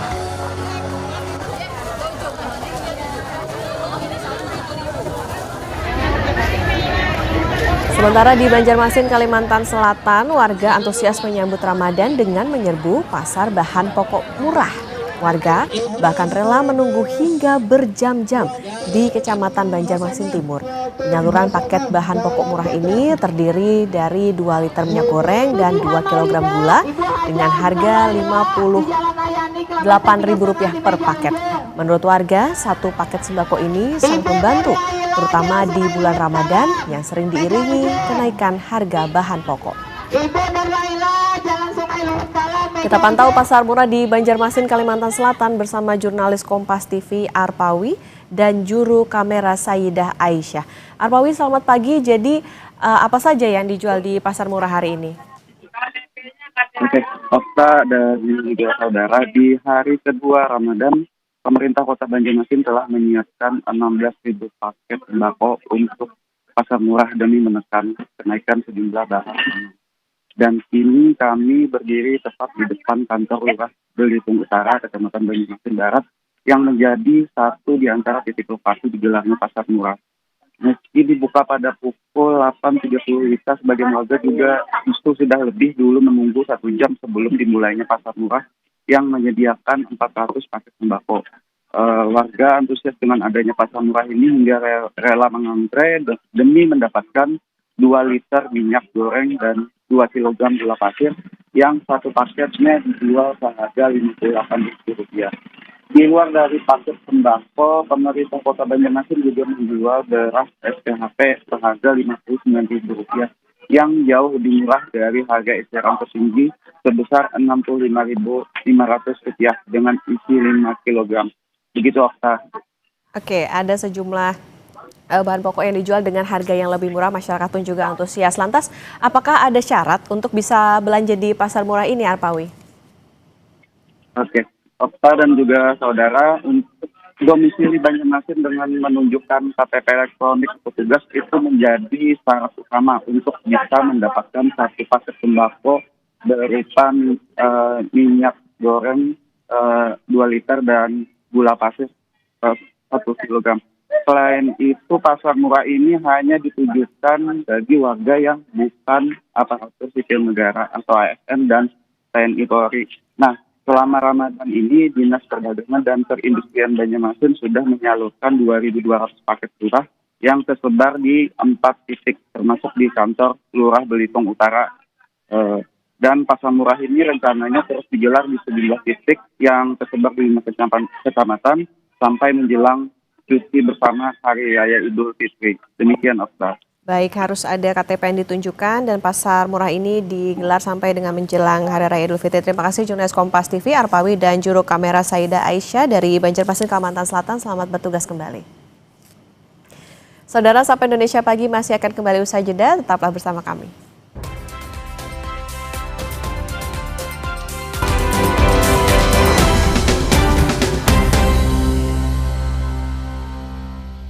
Dalam puasa itu, aktivitas harus tetap. Saudara, Tahun Baru Imlek menjadi momen seorang pilot pesawat tempur TNI Angkatan Udara keturunan Tionghoa. Mayor Penerbang Marco Anderson berbagi pandangan dan gagasan tentang kebinekaan.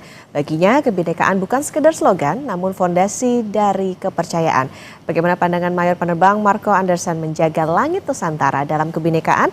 Kita simak tayangan berikut ini.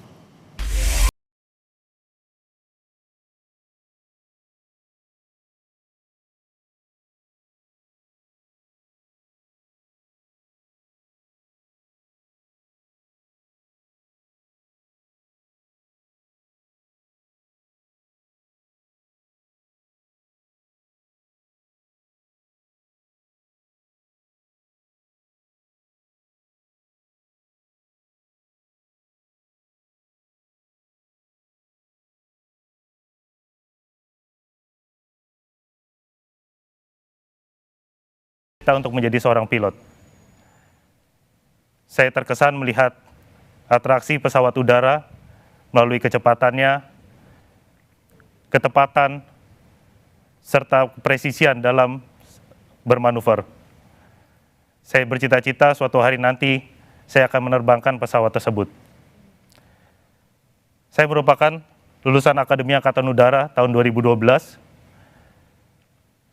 Kemudian saya melaksanakan berkarir pertama sebagai penerbang pesawat Hawk 100-200. Kemudian saya juga dipercaya untuk menerbangkan pesawat F-16 Fighting Falcon untuk menjaga wilayah udara Negara Kesatuan Republik Indonesia. Melalui misi pertahanan udara, penjagaan tiap perbatasan sampai dengan pulau terluar. Salah satu prestasi Mayor Penerbang Marco Anderson di luar negeri adalah saat terpilih bersama 14 prajurit TNI AU lainnya mengikuti pendidikan perang elektronik atau Electronic Warfare Course di Mass Consultant, Lincolnshire, Inggris tahun 2023. Saat itu Marco Anderson berpangkat Kapten Penerbang. Sementara itu menyambut Tahun Baru Imlek sebagai keturunan Tionghoa, Mayor Penerbang Marco Anderson berbagi pandangan dan gagasan tentang kebinekaan. Baginya ada keterkaitan antara menjaga langit Nusantara dan kebinekaan. Dalam rangka merayakan Imlek, bagi saya Imlek bukanlah suatu perayaan budaya, tetapi momentum untuk melaksanakan refleksi tentang pengharapan, tentang pembaruan, tentang keluarga, dan tentang rasa syukur. Sebagai Tionghoa Indonesia, saya merayakan dengan penuh kesadaran bahwa identitas adalah bagian dari perjalanan bangsa ini. Namun, sebagai prajurit TNI Angkatan Udara, saya juga belajar bahwa di atas semua identitas, ada satu identitas yang mempersatukan kita semua, yaitu Indonesia. Dan dari sanalah saya memahami makna kebinekaan yang sesungguhnya.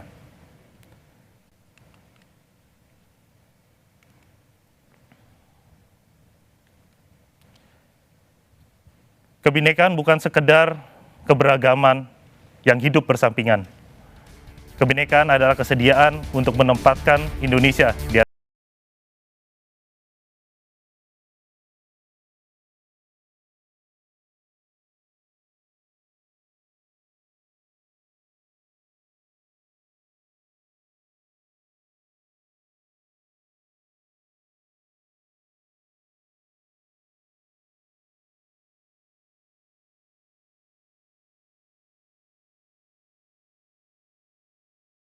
Mengawali tahun 2026, TNI Angkatan Darat terus mencanangkan program TNI Manunggal Membangun Desa atau TMMD di berbagai wilayah melalui kodim yang tersebar dari Sabang sampai Merauke. Salah satunya adalah kodim 0709 Kebumen yang kini tengah mengerjakan berbagai proyek pembangunan sasaran fisik di Kota Somagede, Kecamatan Sempor, Kebumen, Jawa Tengah. Berikut liputannya.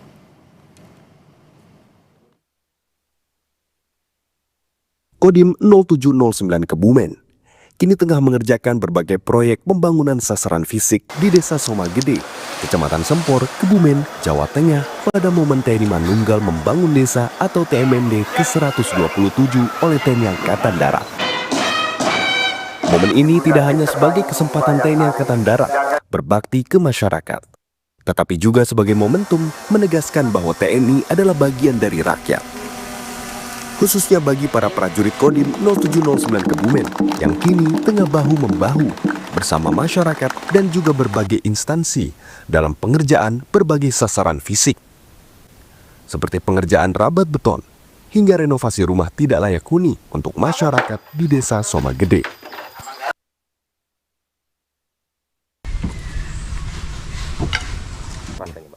Baik, yang pertama Mas, saya juga bersyukur, terima kasih banyak kepada pemerintah daerah khususnya, kemudian Mabes TNI terkait TMMD reguler ke-127 itu di Kodim 0709 Kebumen ini ya. Kami terus terang berupaya semaksimal mungkin membangun desa yang ada di sini. Kami selalu survei, alhamdulillah khususnya di Kodam 4 Diponegoro ini kita setiap triwulan melaksanakan kegiatan TMMD. Tapi yang reguler hanya 1 kali dalam 1 tahun. Jadi sisanya adalah namanya sengkuyung, Mas, sengkuyung. Sehingga kita kegiatan itu kita survei terus Mas keliling. Somagede salah satu kami pilih kenapa di sini adalah jalanan ini kurang lebih sudah diusulkan 3 tahun sampai dengan 4 tahun belum turun untuk perbaikan jalan ini, sehingga kami pilihlah di sini untuk membantu memberikan fasilitas yang lebih layak kepada masyarakat. Pemerintah mewajibkan alokasi 58,03% dana desa untuk Koperasi Merah Putih. Tujuannya adalah untuk memperkuat ekonomi desa. Namun kebijakan ini menurut ekonom masih dibayangi risiko. Di antaranya menggerus fungsi layanan dasar di level bawah dan dapat mengganggu fungsi stabilisasi sosial di desa. Usai jeda, Kompas Bisnis akan membahasnya bersama Yan Rahman.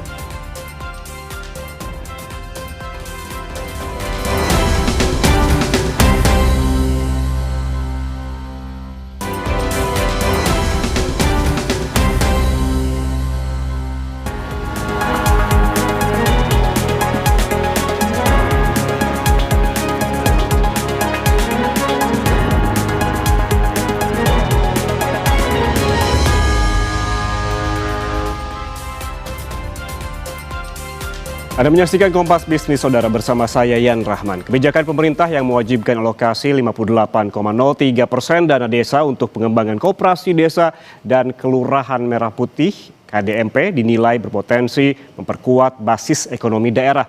Menurut pemerintah, tujuannya adalah untuk memperkuat ekonomi desa, meningkatkan koperasi dalam sirkulasi ekonomi lokal dan juga mendorong pembangunan berkelanjutan di desa-desa Indonesia. Dana desa ini diarahkan mulai dari untuk pembangunan fisik gerai koperasi, pembangunan pergudangan desa, hingga penyediaan fasilitas pendukung KDMP lainnya. Sejumlah ekonom bilang kebijakan ini berpotensi menimbulkan risiko, di antaranya menggerus fungsi layanan dasar di level bawah dan dapat mengganggu fungsi stabilisasi sosial di desa. Sebelumnya, Presiden Prabowo Subianto menyoroti tajam penggunaan dana desa dalam 10 tahun terakhir yang dinilai tidak berdampak signifikan pada kesejahteraan rakyat. Presiden bilang banyaknya kepala desa yang terjerat kasus hukum menjadi bukti adanya ketidakberesan tata kelola. Sebagai solusi, pemerintah kini menyiapkan terobosan baru melalui pembentukan Koperasi Desa Merah Putih untuk memastikan bantuan sampai langsung ke tangan warga. Kita lihat bagaimana alokasi dana desa di tahun 2026. Ini dia dasar kebijakannya. Dasarnya dari Peraturan Menteri Keuangan atau PMK nomor 7 tahun 2026 dan berlaku sejak diundangkan pada 12 Februari 2026 yang berbunyi penyesuaian alokasi sebagai akibat dari kebijakan pemerintah dalam rangka mendukung implementasi KDMP dihitung sebesar 58,03% dari pagu dana desa setiap desa atau sebesar 34,57 triliun rupiah. Jika kebijakan ini berjalan efektif, digadang-gadang akan meningkatkan perputaran ekonomi desa, koperasi desa punya modal lebih kuat dan desa lebih mandiri secara ekonomi. Namun bagaimana jika tidak berjalan efektif? Tentu yang terjadi adalah sebaliknya. Lalu bagaimana rincian alokasinya? Kita ke data selanjutnya. Nah ini dia saudara, ini angka alokasi dana desa di tahun 2026. Total pagu dana desa anggaran tahun 2026 ditetapkan sebesar 60,57 triliun rupiah. Dari jumlah ini diputuskan sebesar 58,03% atau sebesar 34,57 triliun rupiah dialokasikan untuk koperasi desa Merah Putih. Sementara sisanya yakni sebesar 41,97% atau sebesar 26 triliun rupiah digunakan untuk dana desa reguler.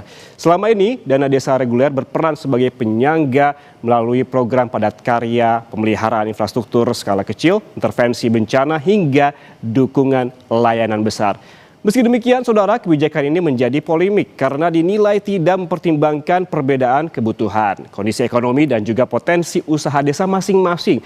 Lalu, seberapa besar kebijakan ini sebetulnya akan berdampak terhadap perputaran ekonomi dan masih dibayangi risiko apa saja?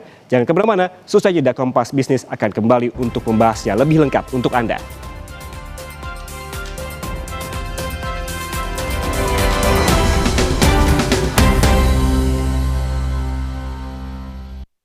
Puasa.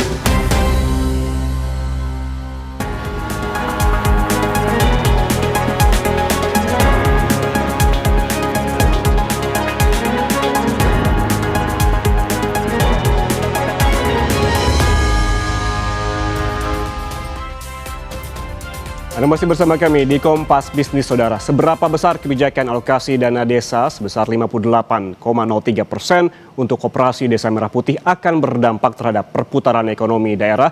Kemudian apa saja risiko yang membayanginya? Kita langsung berbincang dengan peneliti CSIS, Edward Gani. Mas Gani, selamat pagi waktu Indonesia. Selamat pagi Mas Yan, terima kasih.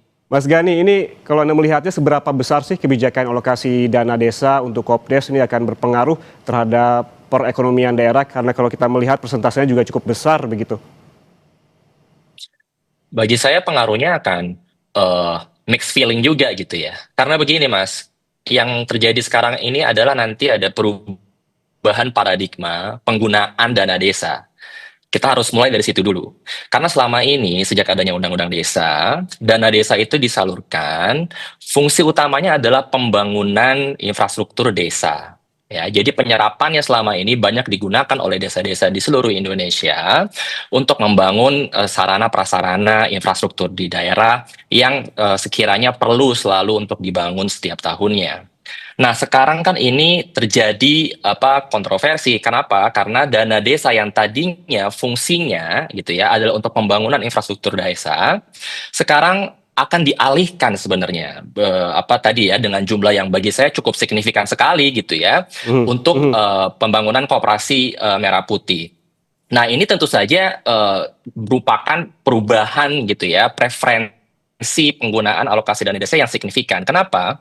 Karena begini, tadi di segmen sebelumnya sudah saya dengar gitu ya bahwa memang ada inisiatif gitu ya dari pemerintah pusat untuk mengevaluasi penggunaan dana desa. Dari titik itu sebenarnya bagus-bagus saja Mas Yan. Kenapa? Karena memang selama ini ada inefisiensi, ada praktek-praktek korupsi memang yang perlu kita evaluasi. Di sana kita sepakat. Tetapi apakah caranya adalah dengan menyalurkan begitu besar proporsinya hanya kepada satu, yaitu Koperasi Merah Putih, yang tentu saja resikonya juga banyak gitu. Resiko yang kita tahu selama ini dari dana desa bukan tidak mungkin gitu ya, juga akan kita lihat dengan apa yang akan terjadi di Koperasi Merah Putih. Nah, Mas Yan, ini sebenarnya kalau dalam bahasa kebijakannya ini sebenarnya kan earmark spending. Apa itu?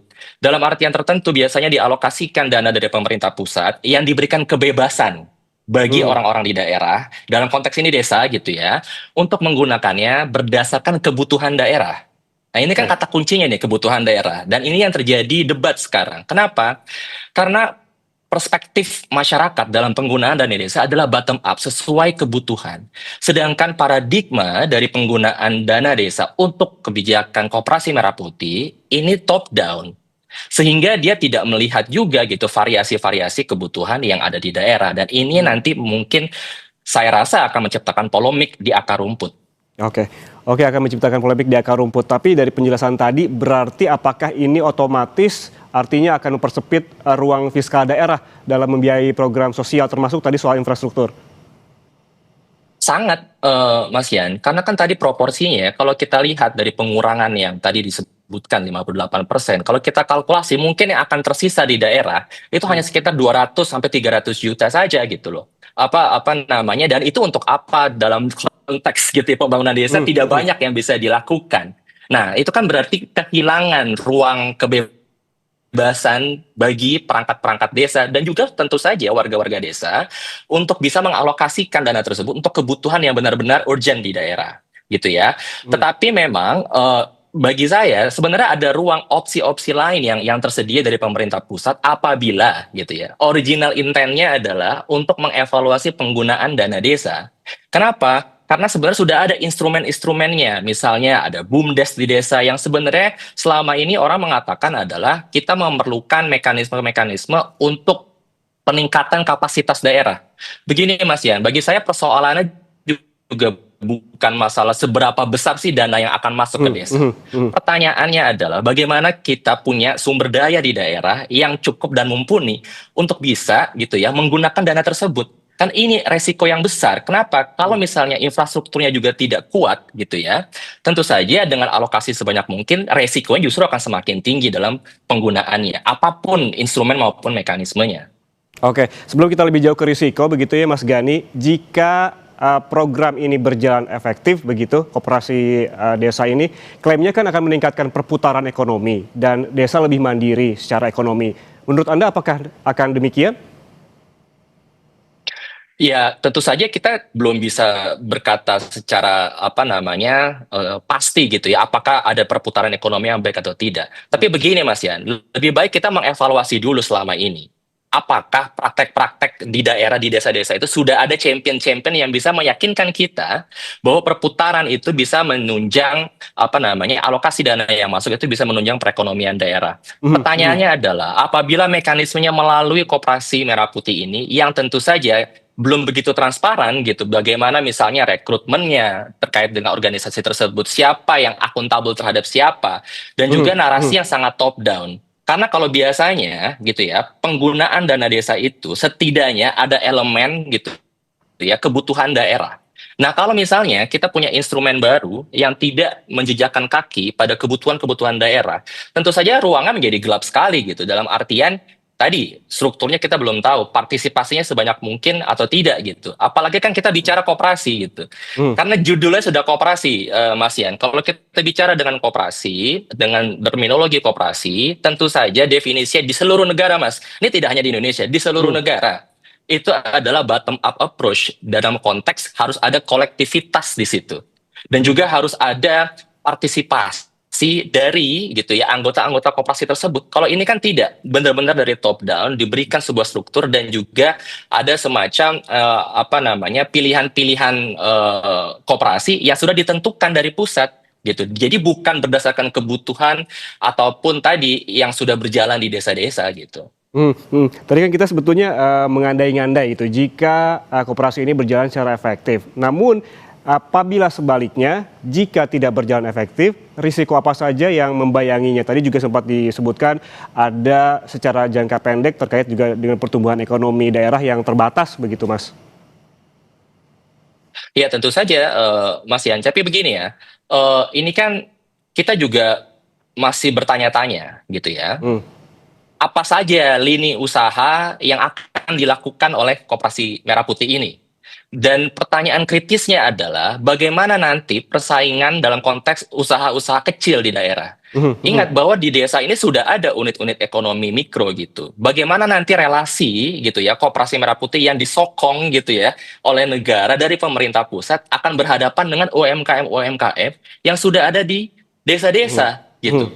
Apalagi kita juga tadi sudah saya katakan ada BUMDes dan relasinya dengan BUMDes ini juga bagi saya akan menciptakan pertanyaan dan juga ruang-ruang konflik karena di daerah sudah membangun beberapa daerah, tentu saja tidak semuanya baik, Mas Yan.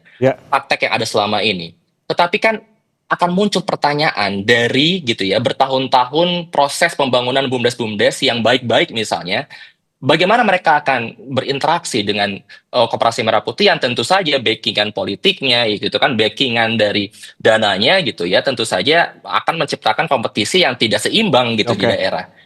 Dan bisa jadi justru mematikan ekonomi lokal. Oke, berarti ada potensi menciptakan ruang konflik karena memang harus berhadapan juga dengan UMKM yang memang sudah ada saat ini. Kalau kita geser ke hal selanjutnya, ini Mas Gani, kan hingga kini belum ada informasi terbuka soal rencana anggaran biaya pembangunan. Apakah menurut Anda ini berpotensi menimbulkan risiko inefisiensi tadi yang sempat kita bahas hingga penyimpangan anggaran?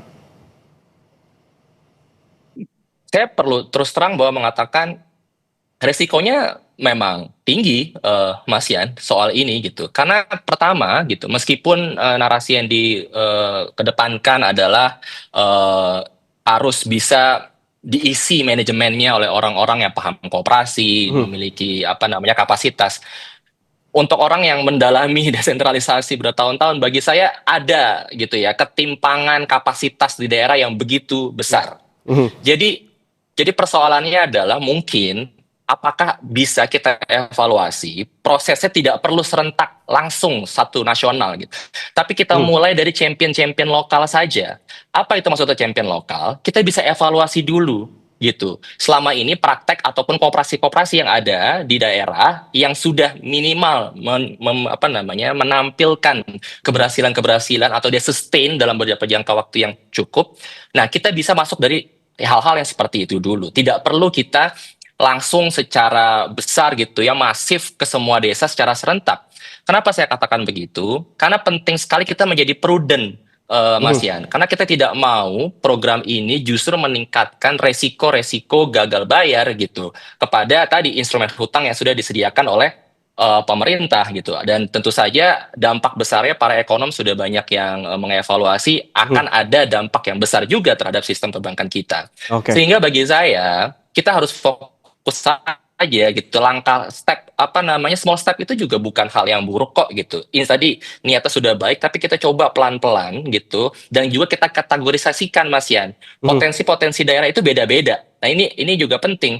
Kalau misalnya Koperasi Merah Putih ini sangat top down, berarti kan narasinya hanya satu, ada piramida dari atas gitu. Kenapa tidak kita coba gitu potensi ekonomi yang berbeda-beda dan kita coba kategorisasi dulu dari situ. Yang bisa digarisbawahi terkait dengan evaluasi secara bertahap yang bisa dilakukan terkait juga koperasi yang sudah ada saat ini. Terima kasih peneliti CSIS Edward Gani atas waktunya bersama kami di Kompas Bisnis. Sehat selalu. Terima kasih Mas, sehat-sehat. Saudara, jangan kemana-mana karena selesai jeda, Sapa Indonesia Pagi akan kembali dengan informasi tabrakan yang melibatkan kereta bandara dan truk terjadi di perlintasan dekat stasiun Poris, Tangerang, Banten. Informasinya selesai jeda, kami kembali.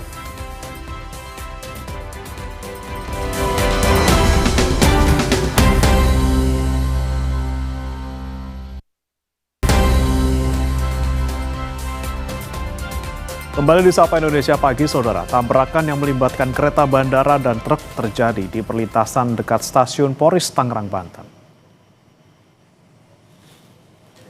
Peristiwa terjadi pada Jumat pagi saat lalu lintas di sekitar perlintasan kereta padat. Akibat peristiwa ini, satu gerbong kereta bandara anjlok. Kemacetan juga sempat terjadi di sekitar lokasi kejadian.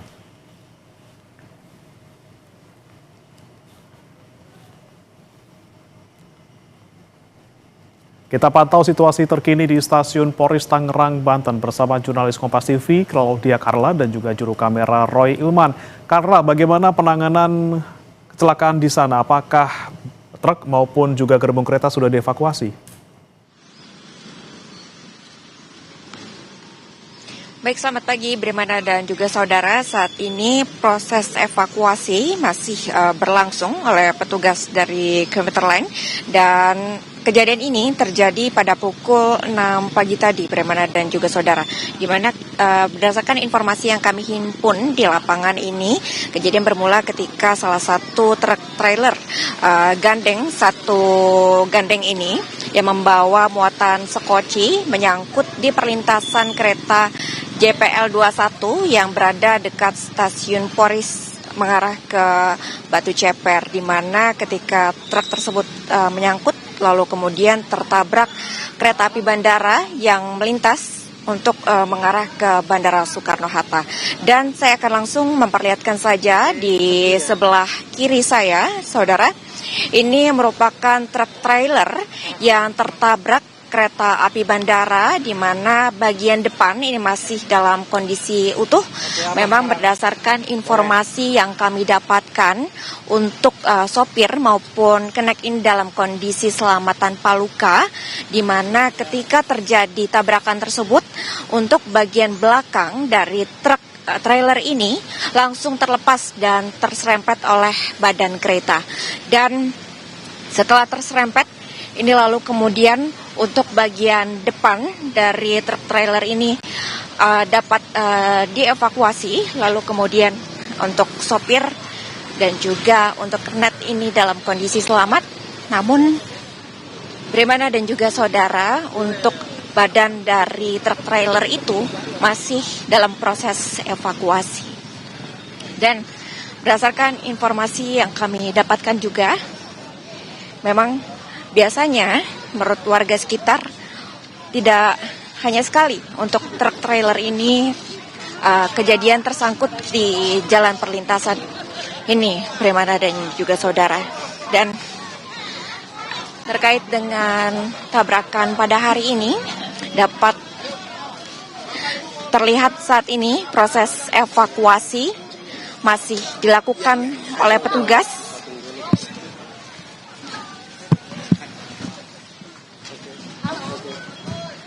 Di mana akhirnya ini menyebabkan kondisi lalu lintas di perlintasan JPL 21 ini mengalami hambatan, di mana untuk saat ini tidak dapat dilintasi kendaraan apapun, baik yang mengarah ke arah Ciledug ataupun juga ke arah sebaliknya.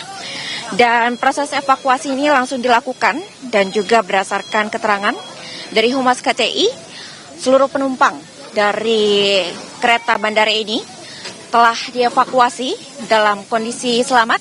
Tidak ada korban jiwa, tidak ada korban luka dari kejadian tabrakan ini. Dan untuk penumpang yang telah dievakuasi, Bremana dan juga saudara, ini lalu kemudian telah disediakan transportasi yang sengaja disediakan dan difasilitasi oleh KCI untuk kemudian membawa para penumpang ini menuju ke Bandara Soekarno-Hatta. Lalu kemudian imbas dari terjadinya tabrakan ini, saudara, untuk sementara dan hingga waktu yang belum ditentukan, untuk jurusan ataupun komuter lain Tangerang ini hanya melayani relasi dari stasiun Duri hingga ke Rawabuaya. Sedangkan untuk kereta bandara ini hanya melayani rute dari Batu Ceper mengarah ke Bandara Soekarno-Hatta. Dan demikian yang dapat kami laporkan, Bremana dan juga saudara, untuk sementara kembali ke studio. Baik, tidak ada korban, namun kereta dan juga truk masih dalam proses evakuasi. Terima kasih Claudia Carla dan juga juru kamera Roy Ilman yang melaporkan langsung dari kawasan Poris, Tangerang, Banten. Selamat bertugas kembali.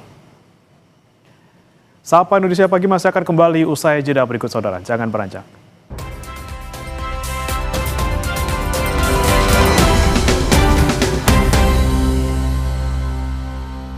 Puasa itu, aktivitas harus tetap jalan. Untungnya ada Le Mineral. Le Mineral mengandung mineral alami, jaga tubuh bekerja optimal saat berpuasa. Alhamdulillah, seger. Le Mineral, penuhi kebutuhan mineral selama berpuasa.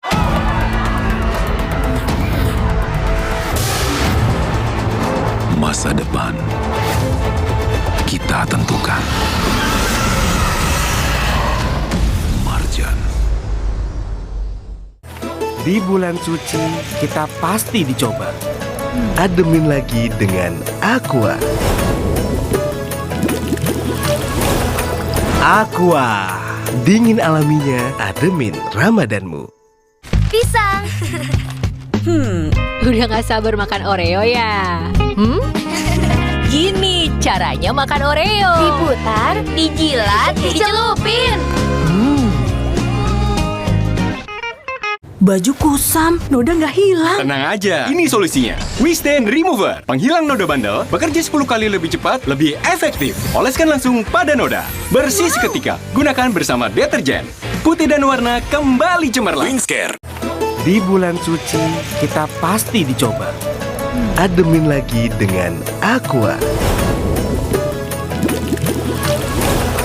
Aqua, dingin alaminya, ademin Ramadanmu.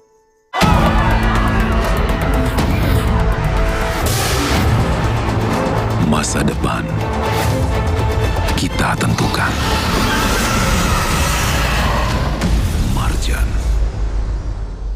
Kopi hits nomor 1, ya Top Coffee Gula Aren. Gak cuma FOMO-FOMOan. Kopi, susu, gula aren, ngeblend. Kopinya nendang. Gula arennya legit. Top Coffee Gula Aren. I told you so. Favorit semua. Dari Wingsu. Di bulan suci, kita pasti dicoba. Ada yang pasrah, nasinya berkuah. Gelisah lihat takjil di jamah berjamaah. Resah sendalnya hilang sebelah. Apapun cobaannya, ademin lagi dengan Aqua. Yang mineral alaminya terasa dingin tanpa didinginkan. Aqua, dingin alaminya, ademin Ramadanmu. Dulu kita mencari ketenangan lewat lagu Tombol Hati. Sekarang kenapa kita mencari kesenangan lewat tombol hati? Emangnya saat kita ngejar tombol hati kita bisa penuh? Atau penuhkan hati itu sesederhana menjalani Ramadan sepenuh hati? Ramadan ini pakai Telkomsel seperlunya demi menjalani Ramadan sepenuhnya. Di tengah tantangan efisiensi anggaran, Kabupaten Blora tetap melaju dengan arah pembangunan yang terukur. Dalam 1 tahun terakhir, capaian dicatat dari infrastruktur, layanan kesehatan, hingga penguatan ekonomi berbasis pertanian dan UMKM. Bagaimana evaluasi kinerja dan arah pembangunan Blora ke depan? Temukan jawabannya dalam Bincang Kita, Jumat 20 Februari, pukul 9:30 pagi. Di Kompas TV, dipersembahkan oleh